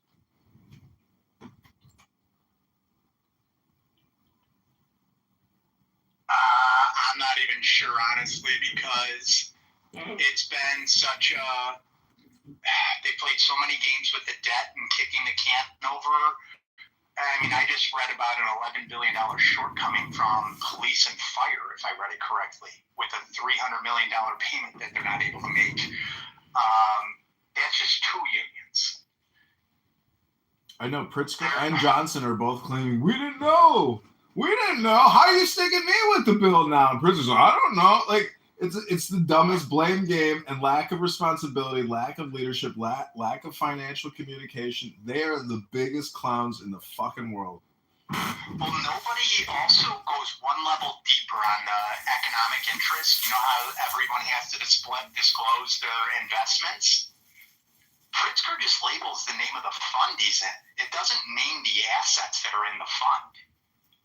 And I guarantee you, if they had disclosed the assets, there's going to be a ton of conflicts of interest. You know, what's in BlackRock SPV 14? It doesn't tell us anything about what he really... We just need to take time and go line by line.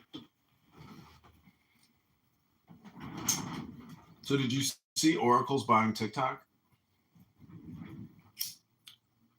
No, that's interesting.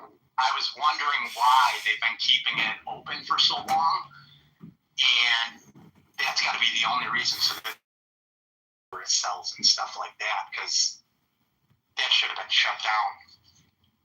Well, that's the thing is if Larry Ellison, I think his name is, the richest guy in the world. I think he just surpassed Elon after the recent stock pop. And if he buys that app and he removes the dopamine drip and tries to establish some type of, you know, new content order of some sort or modify the algorithm, he's going to crush his revenue. And, you know, you can't really call that patriotic, in my opinion. I mean, to allow the most toxic people in the world to publish there and censor other individuals who put up anything about the vaccine. I mean, what kind of censorship is going to be taking place at the new TikTok?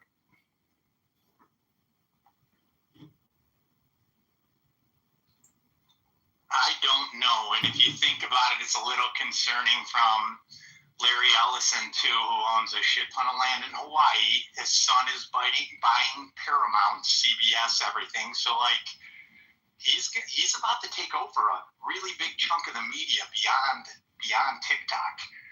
But maybe they make TikTok a DARPA product as well. I think that they're spending way too much money on content, and I think it's going to backfire because look at this platform, look at Clubhouse, look at YouTube.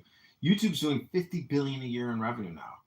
I used to work there, and I would audit advertisements and where they were being placed with all their creators and trying to reduce, you know, any kind of brand harm that might come as a result. And it was that month that they deplatformed Alex Jones.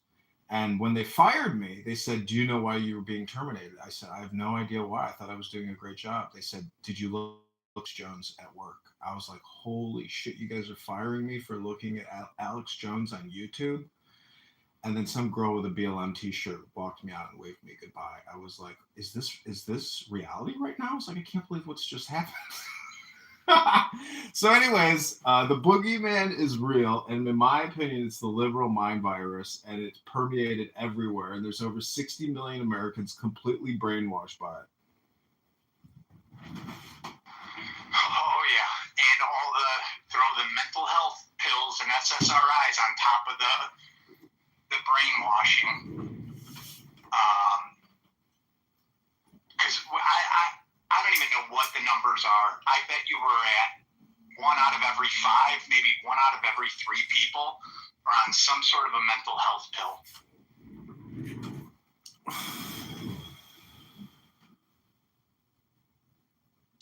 Well, what people decide to put in their mouths is important, and what people decide to project out of their mouths is important. And recognizing intelligence and quality public speaking is essential in determining your elected public official. And I've run for junior class president, I've run for Chicago committee person, and now I'm running for Congress. And I can tell you, getting angry, getting heated is not what people vote for.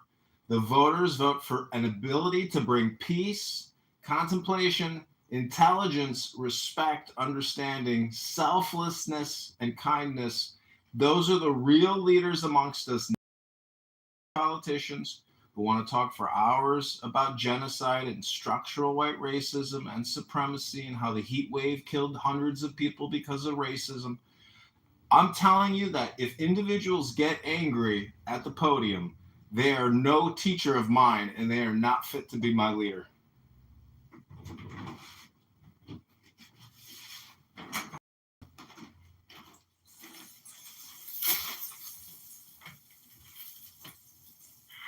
Yeah, you're spot on. I mean, think about the Bill Clinton re-election. Everyone just felt at ease during that era. He wasn't a good president, but they felt at ease.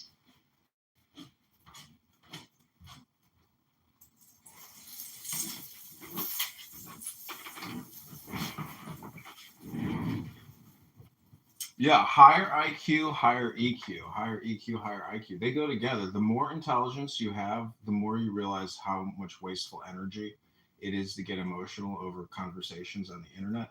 I like to call it road raging. People want to go on social audio and road rage to get their dopamine filled because their lives are so fucking terrible and boring and they're not getting enough sunlight and exercise. So, it's all one system. Your communication is a projection of your health and your intelligence. And individuals who just want to spew their toxic, words and their propaganda, they're trying to fill the void that they have in their lives. But the truth is, America at 37 trillion in debt and 100 trillion in unfunded debt liabilities is not being run like a business still. It's a simple analogy, but this government ultimately will have to make the decision to either run like a business or just keep passing off counterfeit fraudulent notes. I am not for passing off counterfeit or fraudulent notes. I am for full transparency and running this organization like a business. And the way you run a business is at a profit. If you can't turn a profit, you hope to break even. And that's, the essence of the campaign that I'm running under. So have you, 2 questions for you. If you ran through, what happens if Chicago declares bankruptcy? It might declare bankruptcy soon. And then the other part of getting the police in, does that what can we do to get a forensic audit, I guess is what I would like to try to work towards. Like, what type of smoke can we bring to get federal investigation into Illinois finances? Well, see, even the forensic accounting investigations, which cost millions and millions and millions in audits, they themselves are a waste of money at this point. So Alderman Gardner in the 45th Ward, accused Brandon Johnson of spending $6 million on a PricewaterhouseCoopers audit of city financials. It's just another waste of $6 million. The mantra you have to repeat is stop borrowing, Stop spending. You can't spend if you can't borrow. So if you can't borrow, you can't spend. And where are we borrowing from? Bank of America. That's the number one lender in the city of Chicago. It's a big business because BOA knows that they can just raise your property taxes and that will pay the note. So, you work in asset management. Is Bank of America, should we allow them to continue lending to us? The politicians are the ones that sign the allow them in agreements. the country anymore since it became B of A and got sold overseas. No, and it started under LaSalle Bank, and there's a big family, the Nimes family or Steins family, that still have their hooks into the whole city, and no one knows who they are. No, Bank of America should not be allowed to transact anymore. JP Morgan should not be allowed to transact anymore. These people are allowed to commit crimes. They get charged $100 million fine, but they made a $3 billion. I would take that layup every day. I was in the Army with Ivan Samstein, who is now the chief financial officer at University of Chicago, and he's a mortgage bond underwriter and a bond trader, and it's just a big business. And the point is, the property taxes are only going up, and people are being. Hang on. That is very interesting. I did not know that about the CFO of University of Chicago, which is ran by the Pritzkers. And they've been doing a lot of money laundering through mortgage-backed securities and mixed-use multifamily developments.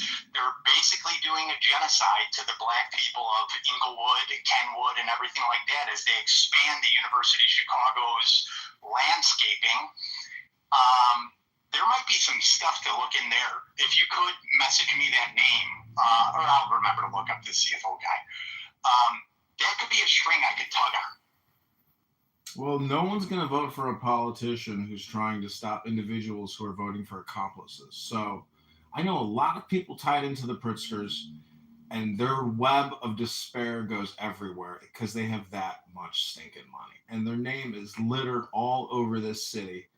And I think that,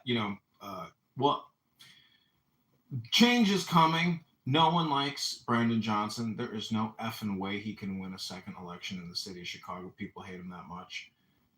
And people can waste their money on all kinds of polls on simple questions. The Sun-Times asked 1,000 people, do you support Brandon Johnson raising property taxes? 10%, 1% said, yes, we support raising taxes on ourselves.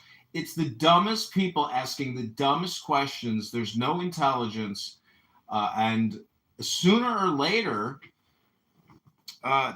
massive change will have to come because it's total bankruptcy. So you can't continue spending and borrowing more in bankruptcy. It's a consolidation effort to keep what's left or what's viable. So future congressional leaders, not only are they going to be legislators, they will have to be debt negotiation specialists on behalf of the U.S. people. Because we, the people, will face bankruptcy negotiations, and your legislators, your Congress people, your senators, who technically should all be lawyers, which they're not, in the same way that judges are also not all lawyers, as we've recently seen come out in the media. And here in Cook County, you don't have to be a lawyer to run for county judge. And it's all about petition harvesting and gathering signatures. And it's a Democrat industrial political complex. People murder people, get out of jail the same day, no cash bail, go back and murder their wives, murder their lovers. We live in a cashless, bondless society where Democrats are unleashing murderous, terrorist criminals back into the society instead of housing them in jails. What are we paying all this money for the jails for? Because the same families that own the jails also own the criminal ankle monitoring services. Straight up. So they're making money on both ends, and they also own the largest female halfway house business in the country.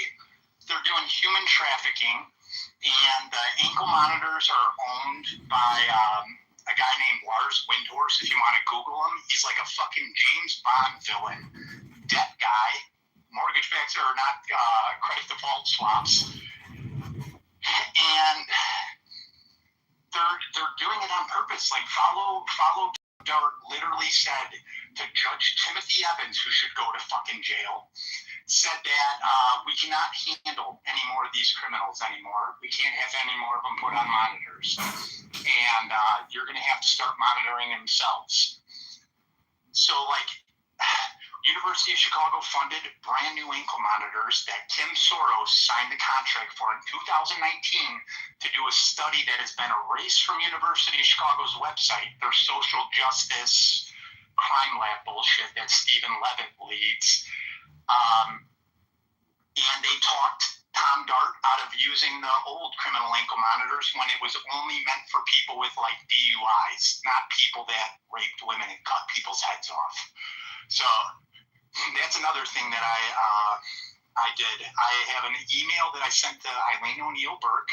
I informed her she was in violation of Executive Order 1447, I believe it is, where the ownership of Track Group based in Naperville, which provides the criminal ankle monitors, is in complete violation. It keeps its servers in Canada, and they're not working with federal authorities on giving ICE the location of these criminals that are on ankle monitors with two-way radios. And is that on the mayor of Naperville? No, that's what's doing in Chicago. The company, they created a DBA shell to make it look like a U.S. company. Ticker symbol is TRCK, based out of Naperville, Illinois. All connections to University of Chicago. And it's just the whole ownership stake. The whole ownership stake is questionable. There's also this Conrent investment company that could disclose who actually owns it. So if you're a judge or a politician, you could buy into an ETF that owns shares in the criminal ankle monitoring companies, and you can get kickbacks by just buying stocks. Does that make sense, or did I jump the shark too quick? No, that makes sense. I was just double checking, just because, like, if there is something the mayor of Naperville can do to help anything here, I would just look at how to reach out at this point, because I feel like the mayor doesn't do anything according to, like, these problems that we talk about on Spaces half the time.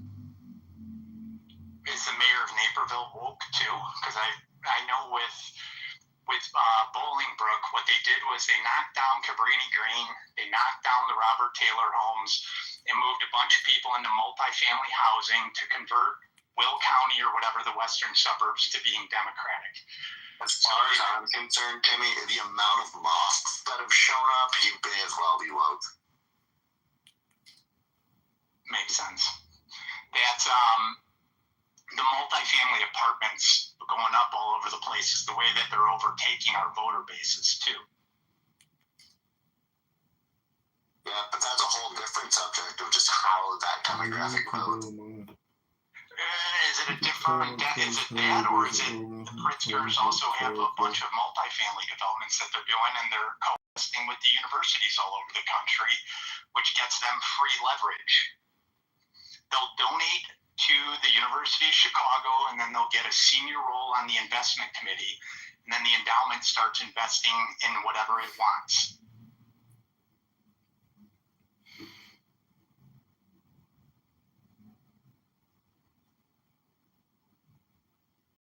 At the end of the day, I was trying to reach out, like, just recently to my politicians, because I feel like my community is my most important thing to me, and I don't think they do anything in comparison to what they used to when I was younger. And it feels every time they have these little events in my town, it's all just completely locked up and everything, and it's very weird. I don't know how to make it better, though. It's communist. We need them out. They're doing that on purpose. They don't want people with critical thinking in attendance at anything. I mean, Just think about the way the Democrat National Convention went in Chicago. They made it so hard to get in there. No one even knew where to go or anything like that at all. They wanted only a curated audience. Or look at the Chicago Teachers Union. Have you ever seen Stacey Davis Gates do a real interview?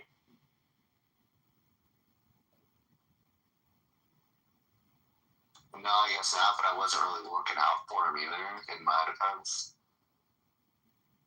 Start looking at that, man. All these little battles are part of the greater war, and we don't realize that. Same people that are trying to make all the anti-Semitic shit come up are the same people that are creating the black-white stuff, creating the trans division and stuff like that.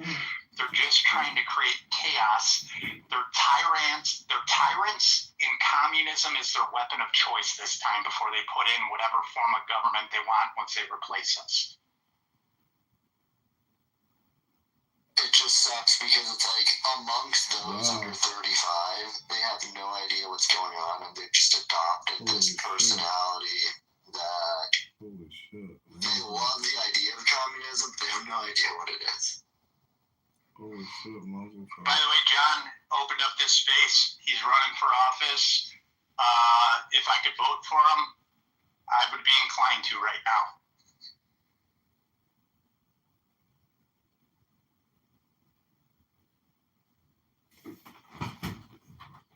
It would be really good to hear his voice more and to be able to reach more people.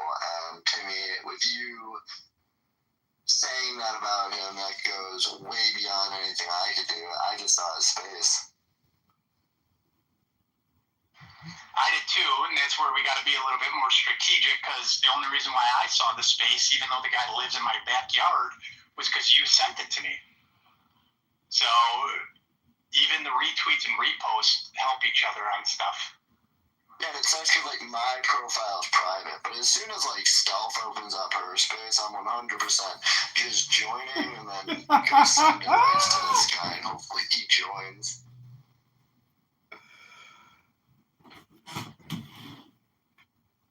I think having him also in touch with, like, Carolina would be beneficial. She's a little tough to deal with. That might be a little harder. Because I never know what story she's working on and stuff like that. They're all great, but you also have to be aligned with whatever they're reporting on to get anywhere with them. So everybody, I'm just not like getting his voice out there more, because that's the most important thing. Everybody here has a blue check mark. I've been adding, premium to a lot of my X accounts, so then I'm going to cycle through all of them. So at least everyone has premium for 30 days. Get that, and then just move on to another one, because it does seem to have a shelf life after you bring an account premium. But just canceling the subscription is a good way to do it. I've got about 60 cell phones here in my office, and right now we have about 15 of them pointed to one cell phone.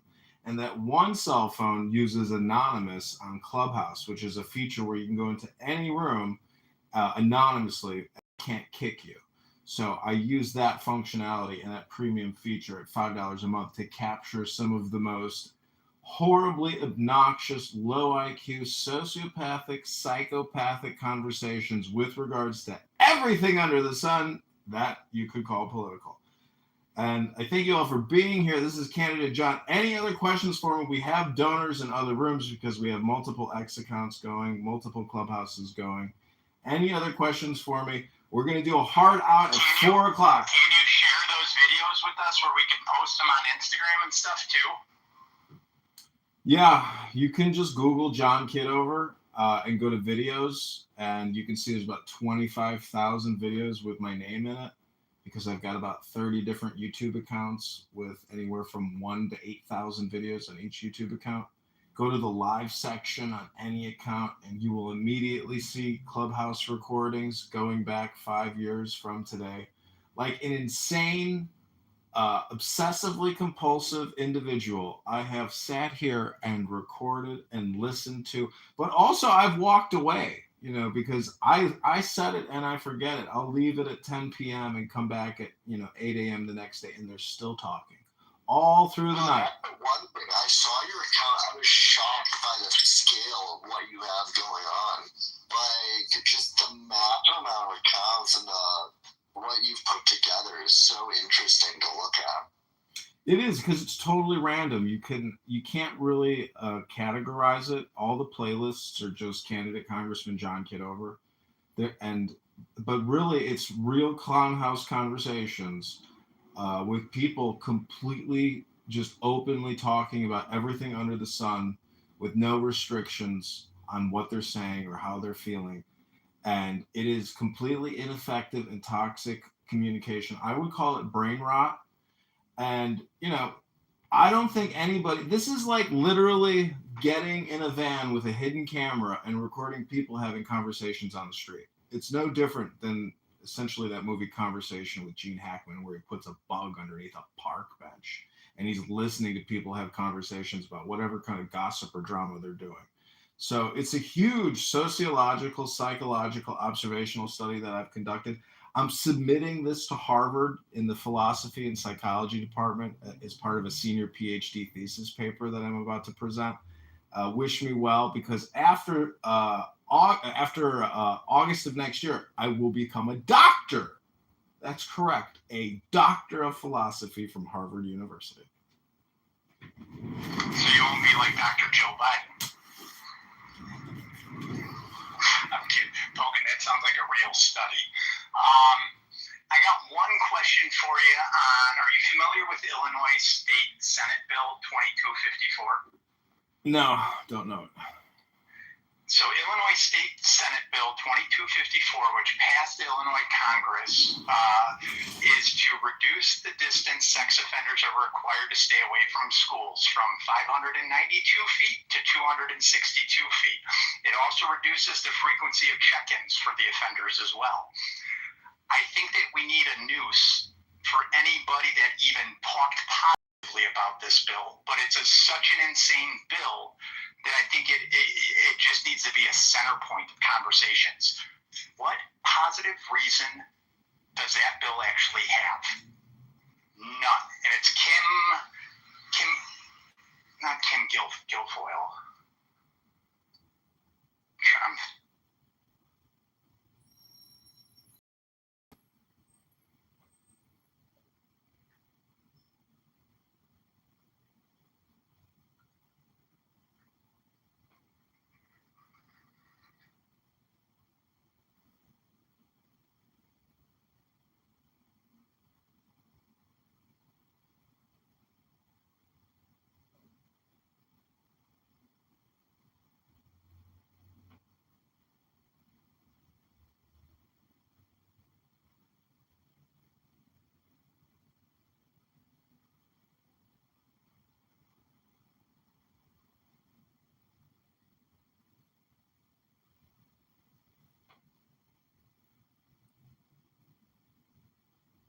I just posted the bill in the pill also if anyone wants to see it.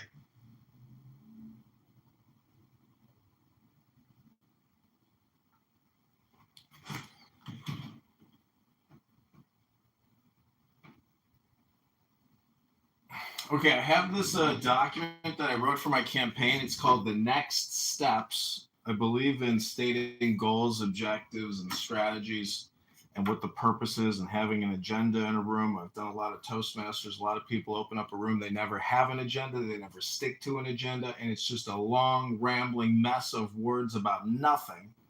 But these are the next steps for the political campaign that I'm running against Darren LaHood. Hope you enjoy this. It's about 60 seconds, maybe 2 minutes. Here we go. Democracy dodders, ferocious fascism, cackling communism, equally frauds cavort crazily all over X and YouTube and Instagram and TikTok. They are hemming us in. They are abortive births of the child, the new world of X. Liberty stirs once more in the womb of time. Evolution makes its changes by anti-socialistic ways. The abnormal man on X who foresees the trend of the political times and adapts circumstance intelligently is laughed at, persecuted, often destroyed by the herd on X. But he and his heirs, when the crisis comes, are survivors. Above us today hangs a danger never yet paralleled in history. We suppress the individual in more and more ways. We think in terms of the herd. War no longer kills soldiers, it kills all indiscriminately. Every new measure of the most democratic and autocratic governments is communistic in essence. It is always restriction. We are all treated as imbecile children. DORA, the Shops Acts, the motoring laws, Sunday suffocation, the censorship on X, on YouTube, on Instagram, on television. They won't trust us to cross the roads at will. Fascism is like communism, and dishonest into the bargain. The dictators suppress all art, literature, theater, music, news that does not meet their requirements. Yet the world only moves by the light of genius. The herd will be destroyed in establishment of the candidacy for candidate Congressman John Kitover is the only way to preserve liberty individually and to assure the future of the race. In the words of the famous paradox of the Comte de Phoenix, the absolute rule of the state shall be a function of the absolute liberty of each individual will. All men and women in the 16th District of Illinois are invited to cooperate with candidate Congressman John Kitover in this great work. Thank you for listening to that speech. Go to johnforcongress.com.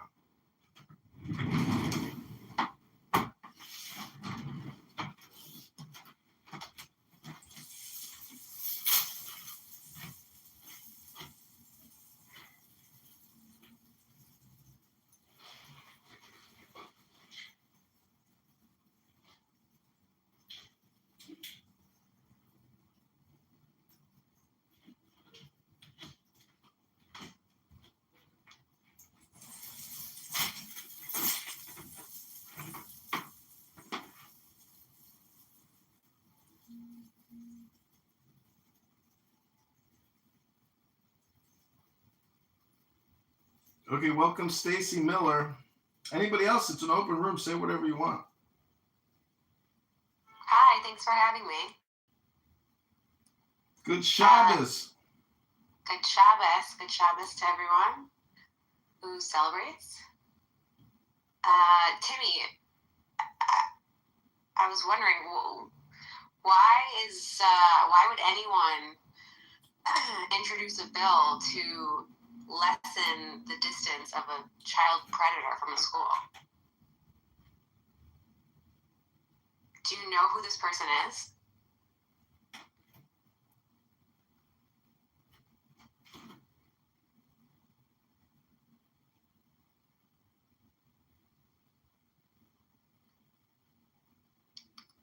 Is Timmy speaking? I can't hear. He's reconnecting, it looks like. Oh, got it. Hey, John. Hey, what's up? How are you doing? A little under the weather, but okay. How are you? I'm okay. Just, the crazy stuff on this app as usual. Yeah, it's been crazy the last 24 hours, right?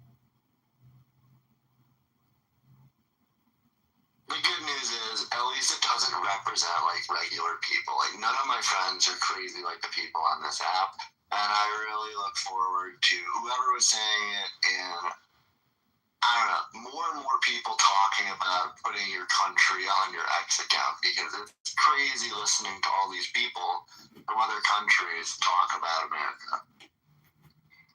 I totally agree, and Instagram does it. I mean, it's not listed on the profile, but if you go to someone's profile and there's an about this account option, and it will show where the account is based. If Instagram can do it, Twitter can do it.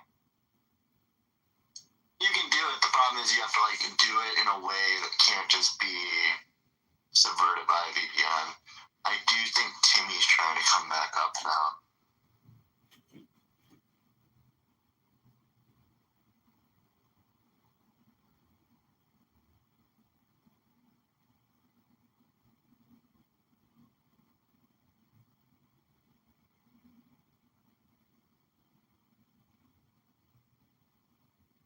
So, Stacy, you were saying that Timmy was proposing defunding, as you put it, child access for the school. What was your point, Stacy? No. Timmy was saying that this woman, what is her name? Kimberly Lightford, a Illinois senator. I don't know, is that state senator? She is interested that would lessen the number of feet that a sex offender can be from a school.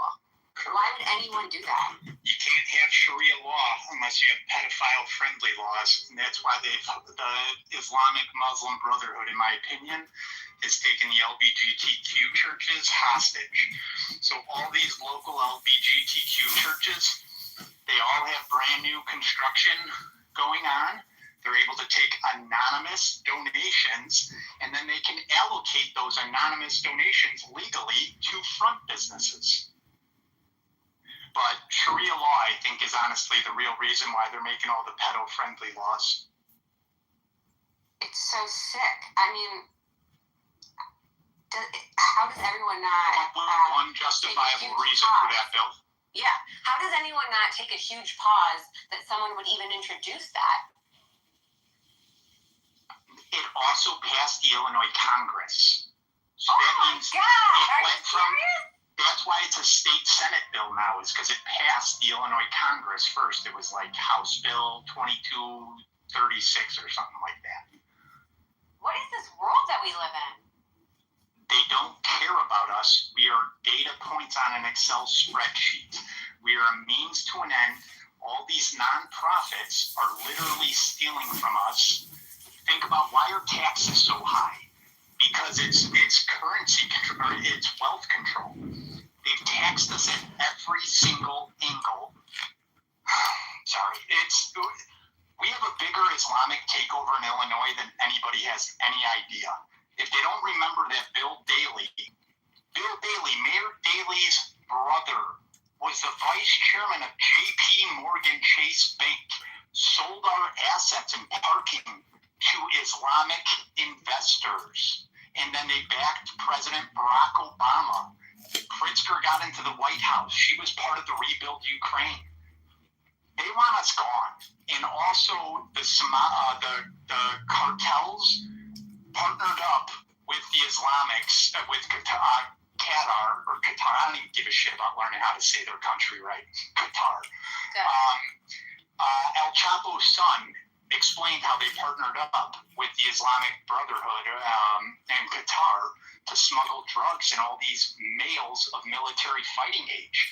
There are probably so many rapes and child molestations that have been covered up. If you Google Rotterdam rape cover-up, grooming gangs, you're going to find out that the British government covered up 1,400 rapes against white women over a 9-year period. All of them. That's not so much a secret anymore. I mean, that's been discussed in England Oh, yeah. for a while now. Where is it on Instagram? Where is it on anything that people aren't seeking it out? It's not. Tommy Robinson talks about it all the time. But you're seeking it out is what I'm getting at. You have critical thinking. I'm saying like... Yeah, you're right. It's not on the nightly news, that's for sure. Well, I'll tell you this. I saw it everywhere, and I was outraged by it, and this was months ago. And I have a dear friend who she's whole family lives in England, and she goes to visit England 3 times a year. And a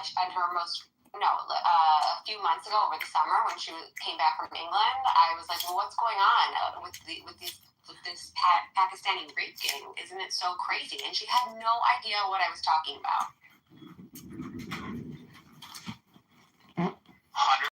You're 100%. I was having a conversation with my neighbor even, who's from London, and she she had no clue about the Keir Starmer trying to sell them back under control.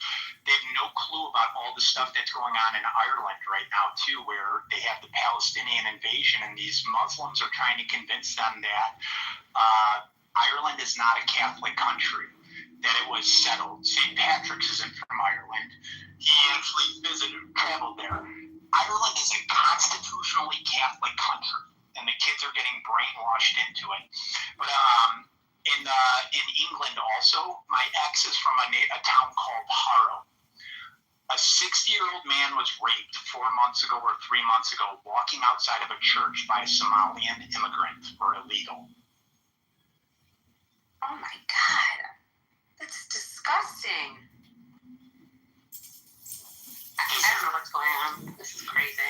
These people aren't from where we're from, and we can't think that other people think like us. That's the problem. And we have a lot of bad actors. And the other thing is, think about how much people will ruin a person's life now and not even give it a second thought. Like they cut bait because they're a part of a cult.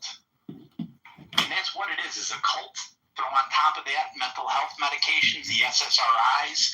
I don't know if any of you saw any of the kids looking like dope fiends during the Adderall, Vyvanse shortages.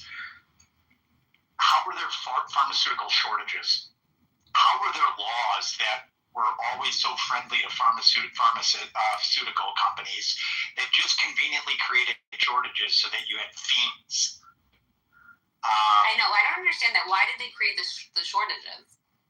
If you've ever gone off a withdrawal, it's pretty gnarly. And then you start thinking, I am ADD. I am this. I am that. They're playing with people's brains, and there is no science behind these medications that they're on. So that's part of why I think that we're not getting any headway with that. If you guys want to follow my Instagram that I posted in there, I'm calling people out. I'm going, hey, you're a nurse. Why do you mix SSRIs I have and an alcohol? Exicon going. It's the most successful X room I've ever created. Oh, nice. Is that what you're streaming? And I'm sorry, I'm jumping all over the place on you guys. No, that's okay. There's just a lot. It's a lot John going Kitover, on. IL16. It's hard to even wrap your brain around all of it. It's hard to talk about it sometimes because people then just kind of call you racist because they don't know anything about any of this stuff. Right. Well, just tell them you're the racist. I live in. So I just wanted to know. So this candidate, John, you're in Rockford, Illinois. Correct. I'm running in the 16th district: Rockford, Peoria, Bloomington, Normal. Okay, and so you're running for congressman in the. I don't know what Illinois has. Is it assembly or? Are you running for U.S. Congress? U.S. Congress in the 16th district against Darren LaHood, Republican. Oh, okay. I'm in New York, but I grew up in Illinois, so that works. When I was there, the original Mayor Daley was the mayor when I left. That was a while back. It was a different town.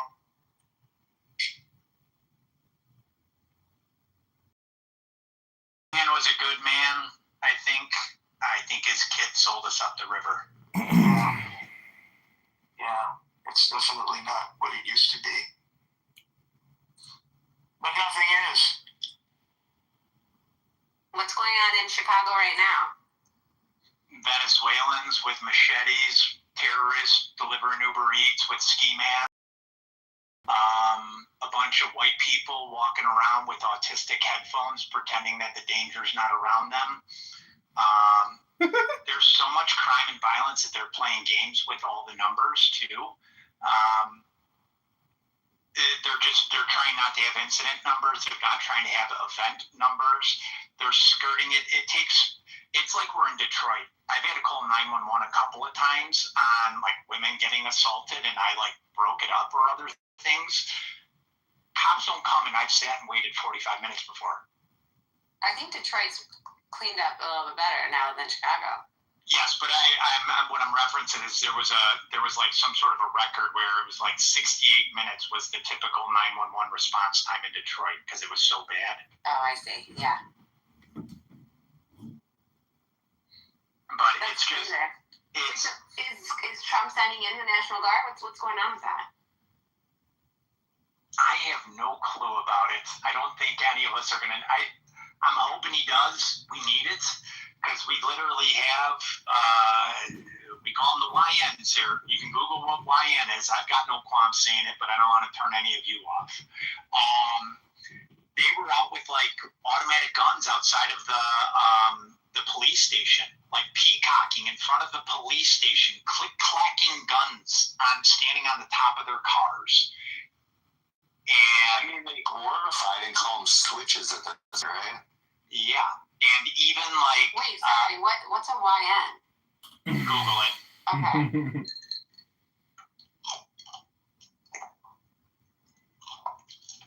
And that's what the black people call them. That's what the gangsters call them too. Yeah, it's a new breed of black team. It's young N-word is what he's saying. So we have Zach here in the room, who is a campaign promoter, campaign fundraiser for my campaign. He helps me in Clubhouse. Zach, welcome to Candidate John's room. Zach knows me very well, and in October he's going to come out here and help me get signatures in Rockford and Peoria.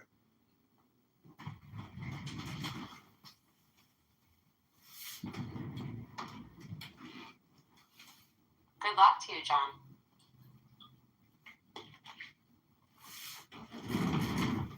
Yeah, John seems to have a sensible mind too. He's talking about debt and how it can't continue, and realizes that we plateau. I'd love could we ask Carrie, the anti-imperialist, to just kind of share with us any areas that we might be wrong? An Irish girl. I love Irish people, but I'd love to see why it doesn't have an Irish. Well, go ahead. Everybody hit that little emoji and copy the link to the room and text the room to people you know who are interested in politics and having a conversation at 4 p.m. Carrie, you want to talk? You're in the room.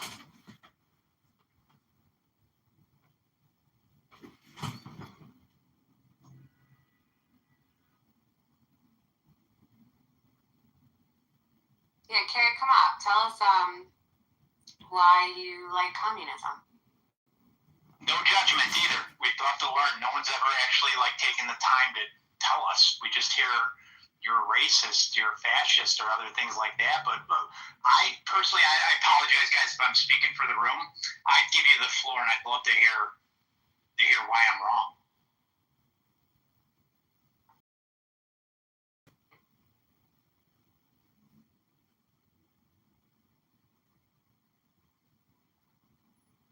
He doesn't seem like a hostile person. He just has his own opinions on stuff. Do you know him or her? I know roughly the same as you guys. There's a lot of accusations about him, but it's on him to describe himself.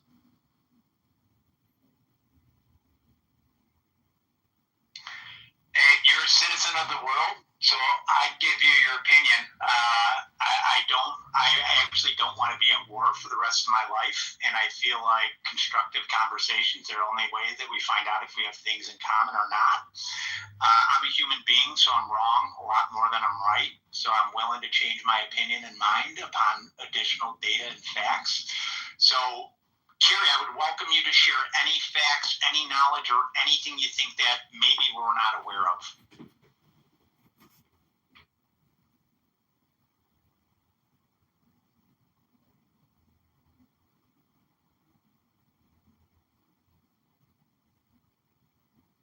You got to request to speak, Carrie, if you're going to speak.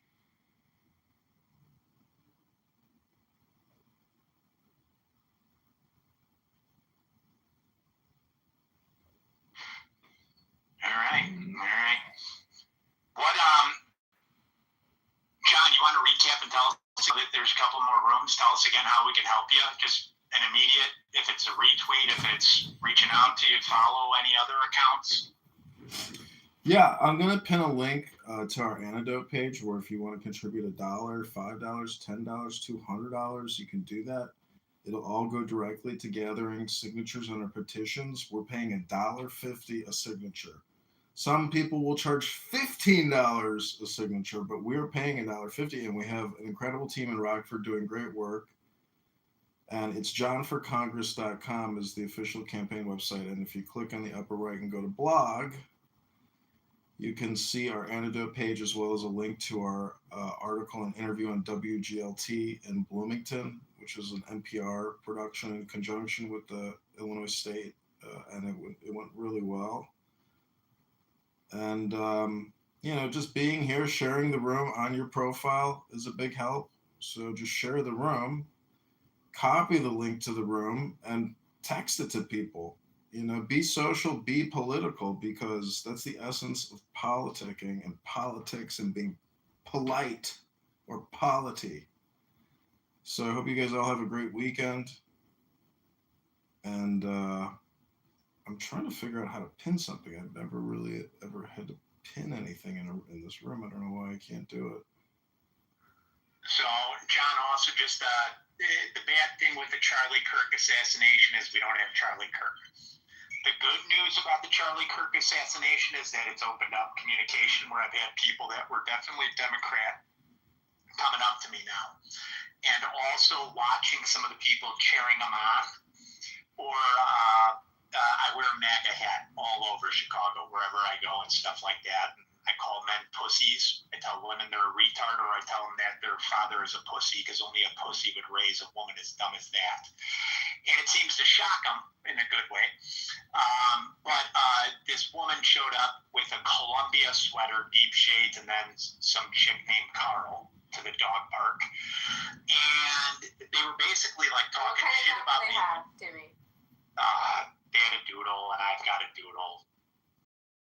Dog actually got along. I think that they didn't want that to happen, but I've worn for 5 months straight every day. I've got sweat stains in my MAGA hat, walking around downtown Chicago everywhere, and people not wanting to talk to me.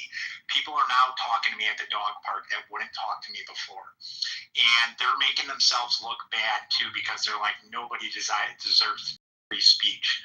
So right now, this next week, remember, people have ADD. Take advantage of the news cycle right now and bridge a conversation around Charlie Kirk or other people.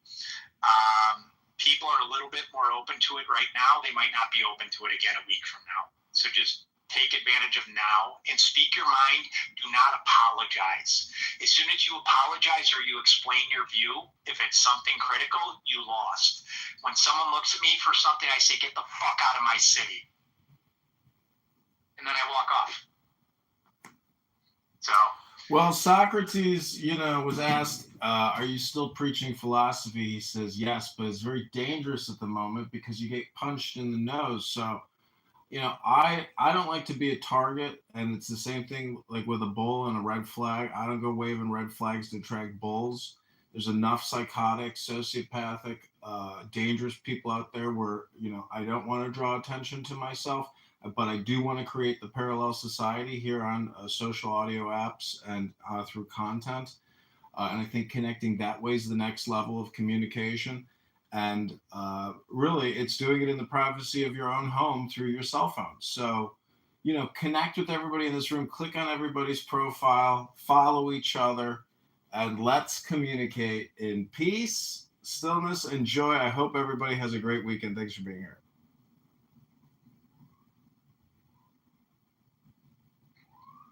Thanks, John. Look forward to following. Yeah, Timmy, you're right, though. It's been crazy to see this response to the assassination. Did you see the Mark Ruffalo interview with Rainn Wilson? Oh, my God. Talk about a map. Rainn Wilson is a pedophile to the T.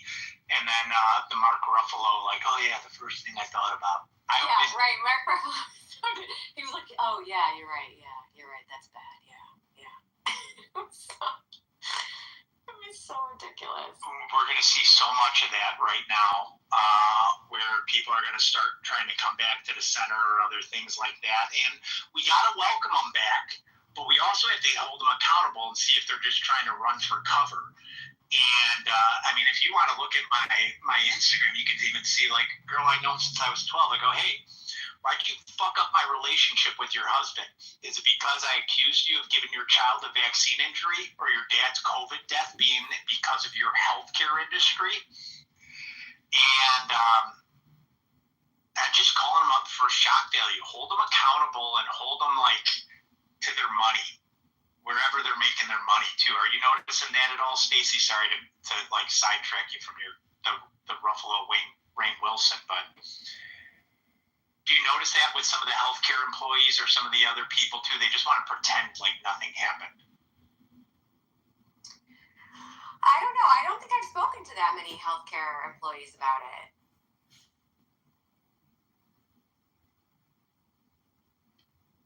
So, anything else? I'm interested in John's platform. Number one, like, you know, what's he running for? And how do we? I guess he's running for Congress right now. In Washington D.C. And then number two, kind of tangentially to that, but also kind of related, because we're all Illinois residents, and I understand, you know, if he's running for the U.S. House, this isn't necessarily his first, you know, issue, but is Illinois fixable? Like, we've got all this pension debt. We have a screwed up, you know, Illinois political between, you know, the mayor of Chicago and the governor. How do we fix it? What's your plan?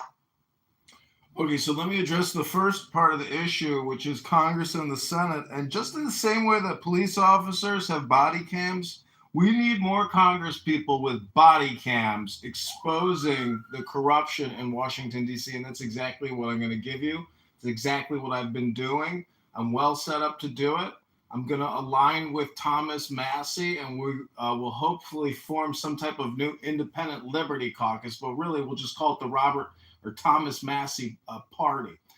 And then the second part of the state of Illinois is, I told everybody just about an hour ago or 30 minutes ago that all future legislators or Congress people or senators are essentially debt negotiators.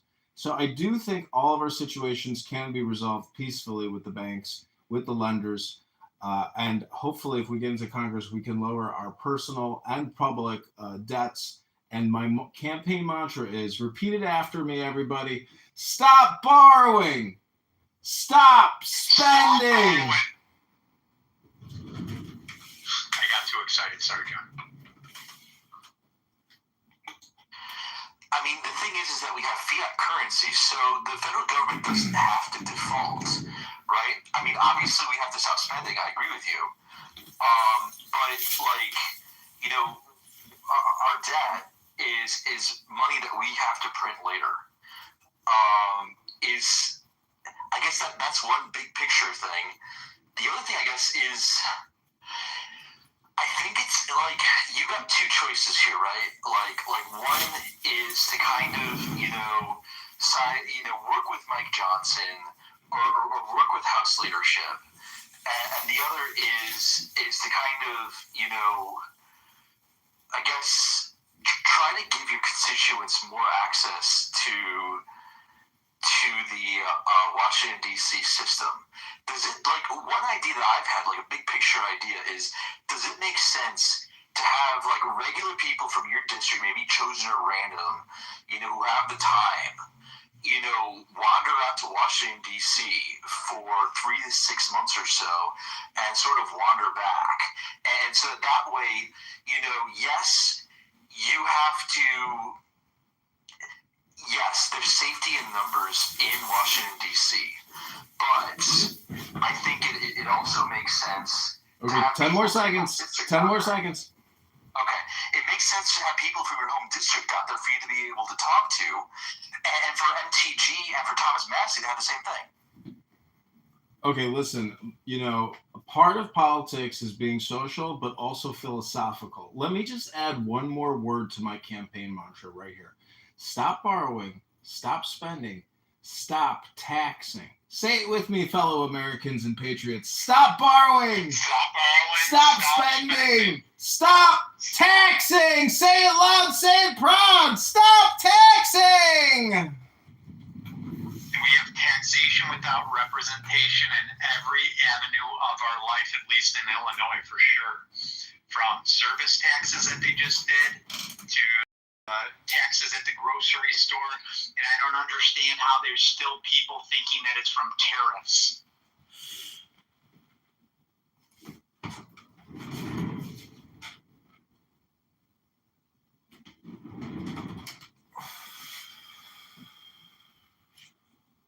The people here will always look for any reason to blame Trump, though, unfortunately. Can you guys hear me? Yeah. Oh, that's amazing.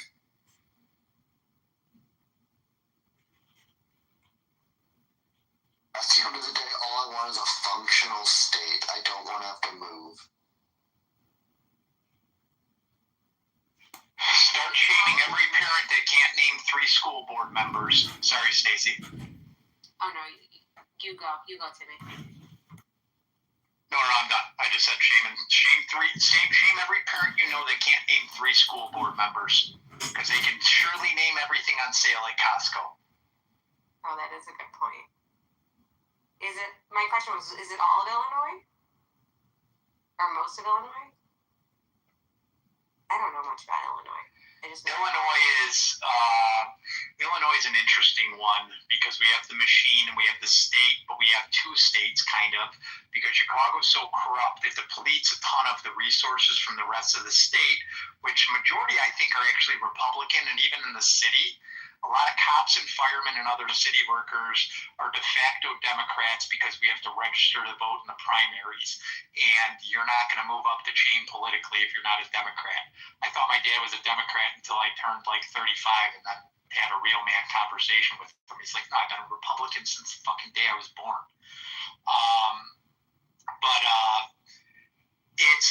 They've got us fighting a bunch of different battles where we're trying to, the city people look down on the farmers or the hillbillies, as they think, kind of in the city. The western suburb people think that they've geographically protected themselves from the dangers of the city, and they just take the train in for work. We had Tank Johnson years ago, Chicago Bears defensive end that had troubles, and they found like tons of guns and dogs and other things in this, rich community called Lake Forest. And my dad was so excited. He's like, finally, those fuckers get something in their neighborhood. We have the people that are pulling the purse strings live far away in the suburbs, and they control the influence through the institutions in Chicago, the schools, the endowments, the museums, all the charities through donations. So they don't have to live in Chicago, but they can control Chicago politics through donations. That's terrible.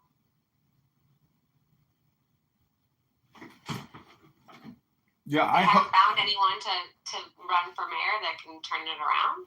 Listen, back to your original question about deploying the Army National Guard and Reserve soldiers in Chicago. I think Trump has to do it as soon as humanly possible and do a show of force to Mayor Brandon Johnson in Pritzker and escort Brandon Johnson up to his office every day so he can start doing his fucking job instead of complaining and crying and screaming on camera and microphone all day long. He should be a leader. He should be with the police. He should be a crime fighter, crime solver, and a forensic accountant. But he's not. He's a broke-ass history professor who's nothing but a communist, socialist, racial identitarian, and he's looking to tax the citizens of Chicago tens of billions of dollars in increased property taxes, along with Tony Parkwinkle. These people make our lives miserable. They solve nothing, and all they do is throw stones all day, every day. They're a bunch of charlatans, frauds, criminals, scammers, and fraud artists. That's exactly what they are. God, that was the other name I totally forgot. I reported her for potential mortgage fraud a week ago, too, with Stacey Davis Gates, Tony Parkwinkle, because she has 5 houses, each with a different relative. Wow. How do the police put up with the mayor in Chicago? They're demoralized. It started with this thing called COPA, which was the police policing themselves, and they forced out my dad's a retired Chicago cop. They forced out all the non-yes men, basically, And right now, I really think that they want to bankrupt the pension fund and bring in the Muslim Brotherhood to replace them, just like they're doing in New York right now. I think they're purposely trying to bankrupt it. A lot of the cops, the good cops, were also forced off if they didn't get the vaccine, or some of them saw. They're like, I'm better off taking an early pension than getting fired and losing it all, because that happened to a lot of people. People are just scared right now, honestly. The cops are being lambs sent out to the slaughter. One of my dad's friends lost his eye about 3 years ago at the statue of Columbus, the Columbus statue protest. They threw literally a fucking M80 in a beer bottle with gasoline. Like, they were throwing shit like that at the police, and Mayor Lightfoot told them, do not react. They knew Antifa was in those audiences. They don't care. And the problem is that these cops are locked in with equity into their homes, because remember, they raised home prices like no other. And they've got a bunch of equity, they think, in their house, which is a source of wealth, or they have a pension that they plan on living on. They don't want to rock the boat because they've got kids. And they've got a lot of good cops that are scared shitless, and then they've got a ton of cops that can't back them up. There are cops that are not physically strong enough to handle any of this stuff. And then the demoralization that you put on top of it. Why am I going to arrest a kid that I'm going to see back out in the street in 2 hours and might be able to blow my brains out?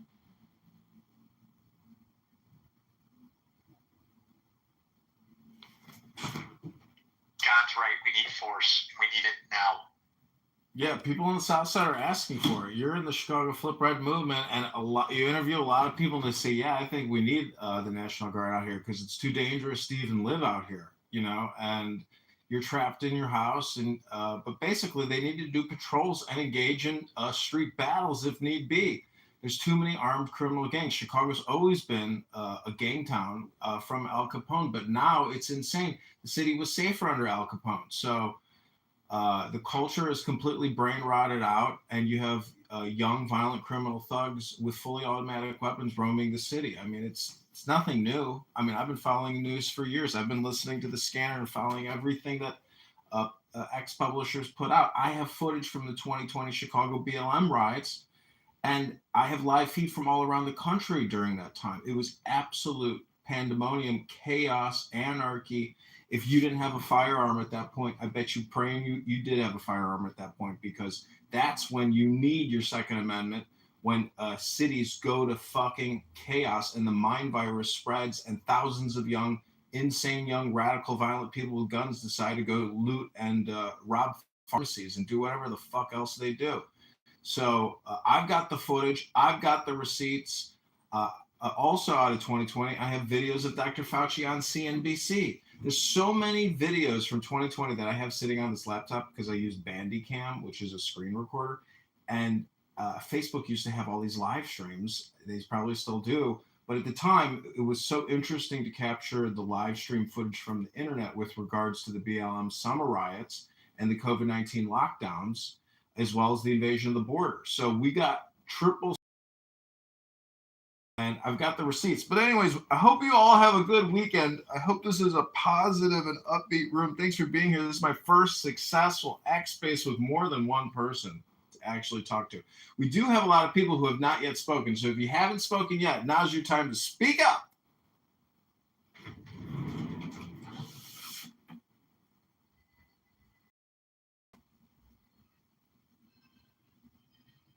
I saw Elmi had his hand up, and I'll just say it. I moved to a city like Chicago in 2019, and I had to live there for 2 years. What went on in that city was insane, because prior to that, I was just in the DuPage suburbs. I was just a regular, suburb kid. And once I learned how crazy these people are, and talking to the regular people, they all want this. They want these raids. And there is no one I know in my real life who is actually upset about this, which is weird to see the internet reaction. I'm part of some of these Reddit groups on the Naperville, Elgin, Illinois, and people are just constantly constantly complaining about these raids and whether it's the ICE raids or the National Guard stuff. And I don't understand what has to happen for these people to change their minds.